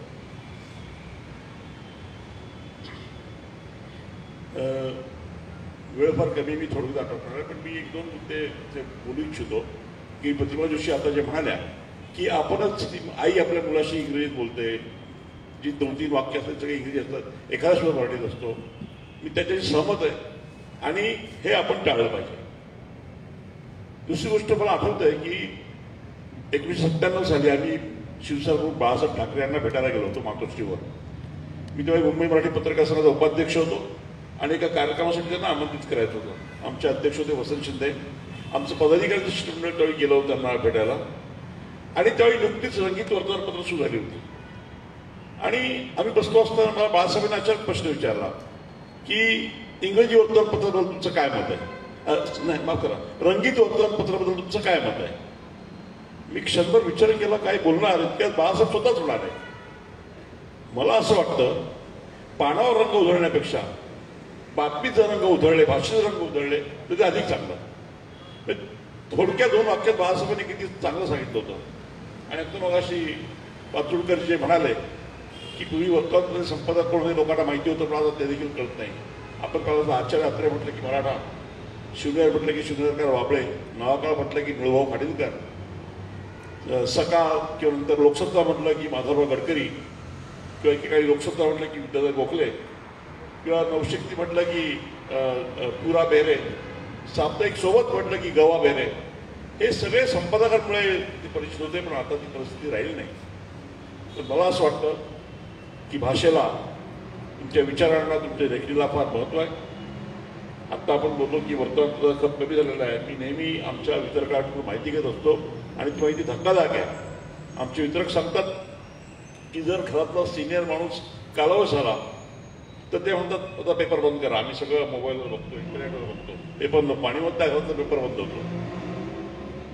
आणि कोरोनानंतर तर वर्तमानपत्रांचा खप हा 75% कमी झालेला आहे. पण मला असं वाटतं, जे आपण म्हणतो इंग्रजीमध्ये पासिंग फेज, हा पासिंग फेज आहे. यानंतर झाडाची पानं गळतात, पुन्हा नवी पालवी फुटते. तशी प्रिंट मीडिया देखील पुन्हा नवी पालवी फुटेल. पण त्यासाठी चांगल्या लेखणीची गरज असेल. जर चांगली भाषा दिली, चांगल्या लेखणीने लिहिलं, निर्भीडपणे लिहिलं, निपक्षपणे लिहिलं तर लोकांना ते वाचणं आवडेल. आणि म्हणून मी आशावादी आहे. मी सकारात्मक दृष्टी विचार करतो, पण त्यासाठी आपल्या मराठी वाचकांनी, मराठी लोकांनी देखील सकारात्मक राहायला पाहिजे. मराठी वर्तमानपत्रांना सकारात्मक प्रतिसाद दिला पाहिजे आणि प्रत्येकाने वर्तमानपत्र घरी घेऊन वाचलं पाहिजे. तसं जर झालं तर मराठी वृत्तपत्रसृष्टीला मरण नाही. उद्या दिवस हा मराठी वृत्तपत्र सृष्टीचाच आहे. धन्यवाद. मला खरंच कोणाच्या मनामध्ये प्रश्न असतील का? म्हणजे हां, तुमचा प्रश्न. नमस्कार. प्रेक्षकांपैकी ज्याला प्रश्न विचारायचे असतील त्यांनी पुढे यावं. तुमच्या मनातला प्रश्न विचार. तर माझ्या मनामध्ये असा प्रश्न आहे की एकच पत्रकार, म्हणजे आपण भाषेविषयी बोलतो आता, म्हणजे की एकच पत्रकार जो शहरी वृत्तपत्रात लिहितो आणि ग्रामीण वृत्तपत्रात लिहितो, तर त्याला काही असे कष्टम आहे, म्हणजे विशिष्टत्वाने बाबा इथे ही भाषा वापरायची आणि शहरी वृत्तपत्रात लिहिताना अमुक भाषा वापरायची, असे काही आडाचे असतात का? किंवा काही शब्द अडचण करतात का? कारण ग्रामीण समाज वेगळा आहे, शहरी समाज वेगळा आहे. त्या दृष्टीने शंका आहे. हा, म्हणजे शंका असणं योग्य आहे तुमचं, परंतु असं काही तो बातमी, म्हणजे माझा अनुभव तर फार वेगळा आहे, कारण प्रत्येकाचा वेगळा असू शकेल. आमच्याकडे बऱ्याच जण, म्हणजे मी ज्या पेपरमध्ये काम करतो त्याच्यावर पत्रकार बातमी पाठवताना दुसऱ्याच पेपरचं नाव असतं आणि तो आमच्याकडे फॅक्स करतो किंवा ईमेल करतो अलीकडे. मग मला कळतं की तो त्या पेपरमध्ये कामाला आहे, परंतु त्या पेपरची भाषा वेगळी असते बऱ्याचदा. परंतु तिथला जो डेस्क किंवा उपसंपादक असतो तो बदलून घेतो त्यांच्या वर्तमानपत्राला हवी ती भाषा. पत्रकार हा जनरलच भाषा पाठवत असतो, त्याला जी हवी आहे तो त्या भाषेमध्येच पाठवत असतो. मात्र शहरी असेल समजा जसं असा काही आता फार फरक राहिलेला नाही, कारण महाराष्ट्रामध्ये बहुतेक सगळे शहरीच वर्तमानपत्र घडलेले आहेत, कारण भाषा ही शहराशी अधिक जास्ती जवळ करणारी निगडीत असते, शिक्षित वर्गाशी निगडीत असते बऱ्याचदा. त्यामुळे ते बऱ्याचदा प्रमाण भाषा असं नाही, पण त्या वर्तमानपत्राची जी भाषा असते ती भाषेमध्ये रूपांतर करून वापरली जाते. तो कुठल्याही भाषेमध्ये पाठवू दे, वर्तमानपत्राची स्वतःची जी शैली असते त्या शैलीमध्ये मात्र ती छापून येत असतं बऱ्याचदा. त्या मला वाटतं तुम्हाला एक खूप प्रश्न होता, प्लीज. या माईक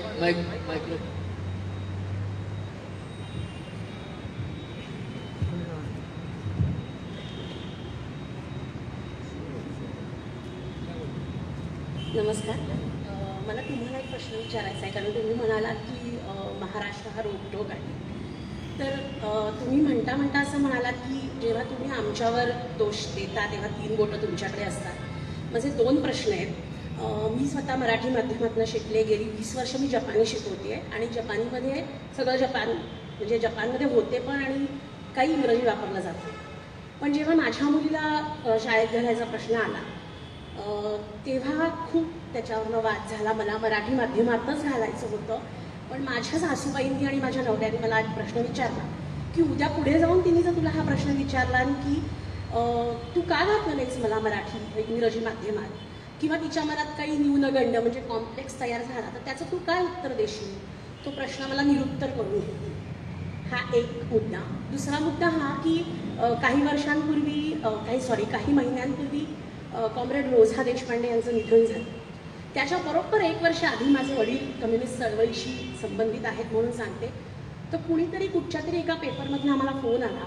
वडिलांना आता खूप कमी ऐकू येतं त्यामुळे त्यांचा फोन मी उचलला आणि त्यांनी इतक्या बेपर्वाईने विचारलं की रोझाताईंचं निधन झालं आहे तर तुमच्या वडिलांची प्रतिक्रिया काय. त्यांनी अशी खातरजमाई करून घेतली नाही की इतक्या मोठ्या व्यक्तीचं भले ते आत्ताच्या कॉन्टेक्स्टमध्ये इन्व्हॅलिड असतील. तर हा मुद्दा आहेच ना ताई, म्हणजे हे दोन्हीकडून मला वाटतं परस्पर अवलंबित आहे. तर एकच त्यानिमित्ताने म्हणजे फार आमचे त्यांच्याशी जवळचे संबंध होते म्हणून भयंकर मनस्ताप झाला. आणि माझ्या पहिल्या प्रश्नाचं उत्तर जर तुम्ही दिलं तर आनंद होईल. तुमचे दोन्ही प्रश्न योग्य आहेत. म्हणजे मला फक्त एकच की कुठच्या माध्यमात मुलांना घाला. माध्यमांवरून आता मारामाऱ्या करायचे दिवस संपलेले. याचं कारण असं की माणसं प्रॅक्टिकल विचार जास्ती करतात. थोडक्यात म्हणजे बऱ्याच जणांचं असं मला दिसतं, विशेष करून जरा थोडे 4 पैसे आले आणि मध्यम वर्गात माणूस जमा झाला, घरात मूल जन्माला आलं की त्याने कुठच्या तरी इंटरनॅशनल स्कूलमध्ये जावं, पुढे चांगलं शिकावं, नंतर NIT वगैरे परीक्षा टोफेल वगैरे देऊन परदेशात जावं. साधारणपणे मराठी माणसांची मानसिकता मला गेल्या 25-30 वर्षांमध्ये ह्या प्रकारची दिसते की बाळ घरात जन्माला आलं की ते किमान 20-25व्या वर्षी कुठेतरी ग्रीन कार्ड घेऊन कसं सेटल झालेलं असेल हे बघण्याकडे लोकांचा एक कल मला दिसतो. आणि तो अगदी आग्रहाने दिसतो. विशेष करून बाळाची आई ही जास्ती याच्यामध्ये आग्रही असताना आपल्याला दिसते. या सगळ्याचा परिणाम म्हणून माणसं मोठ्या प्रमाणामध्ये इंग्रजी माध्यमांकडे जात आहे. दुसरं कारण सांगितलं जातं की आम्ही सतत काम बदलत असतो, शहरं बदलतात, त्यामुळे एकच माध्यम विषयाचं असेल तर बरं पडतं.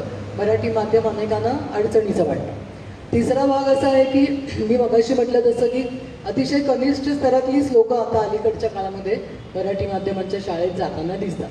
याचं दुसरं एक कारण असं की मराठी माध्यमात मिळणाऱ्या ज्या सोयी सवलती आहेत मुलांना, म्हणजे सोयी सुविधा, नॉट सवलती, सोयी सुविधा, त्यांच्यापेक्षा दुसरीकडे जे चकाचक असं जग दिसतं त्याचं एक वेगळं आकर्षण माणसांना आपल्याला असल्याचं दिसतं की बाबा आमच्या शाळेमध्ये, म्हणजे मी इथपर्यंत ऐकलेलं अलीकडच्या काळात की महिन्याची फी काही लाखांच्या घरामध्ये, शाळेमध्ये स्विमिंग पूल आहे, कॅन्टीन आहे, असं सांगितलं जातं, जिम आहे, अमुक आहे, तमुक आहे.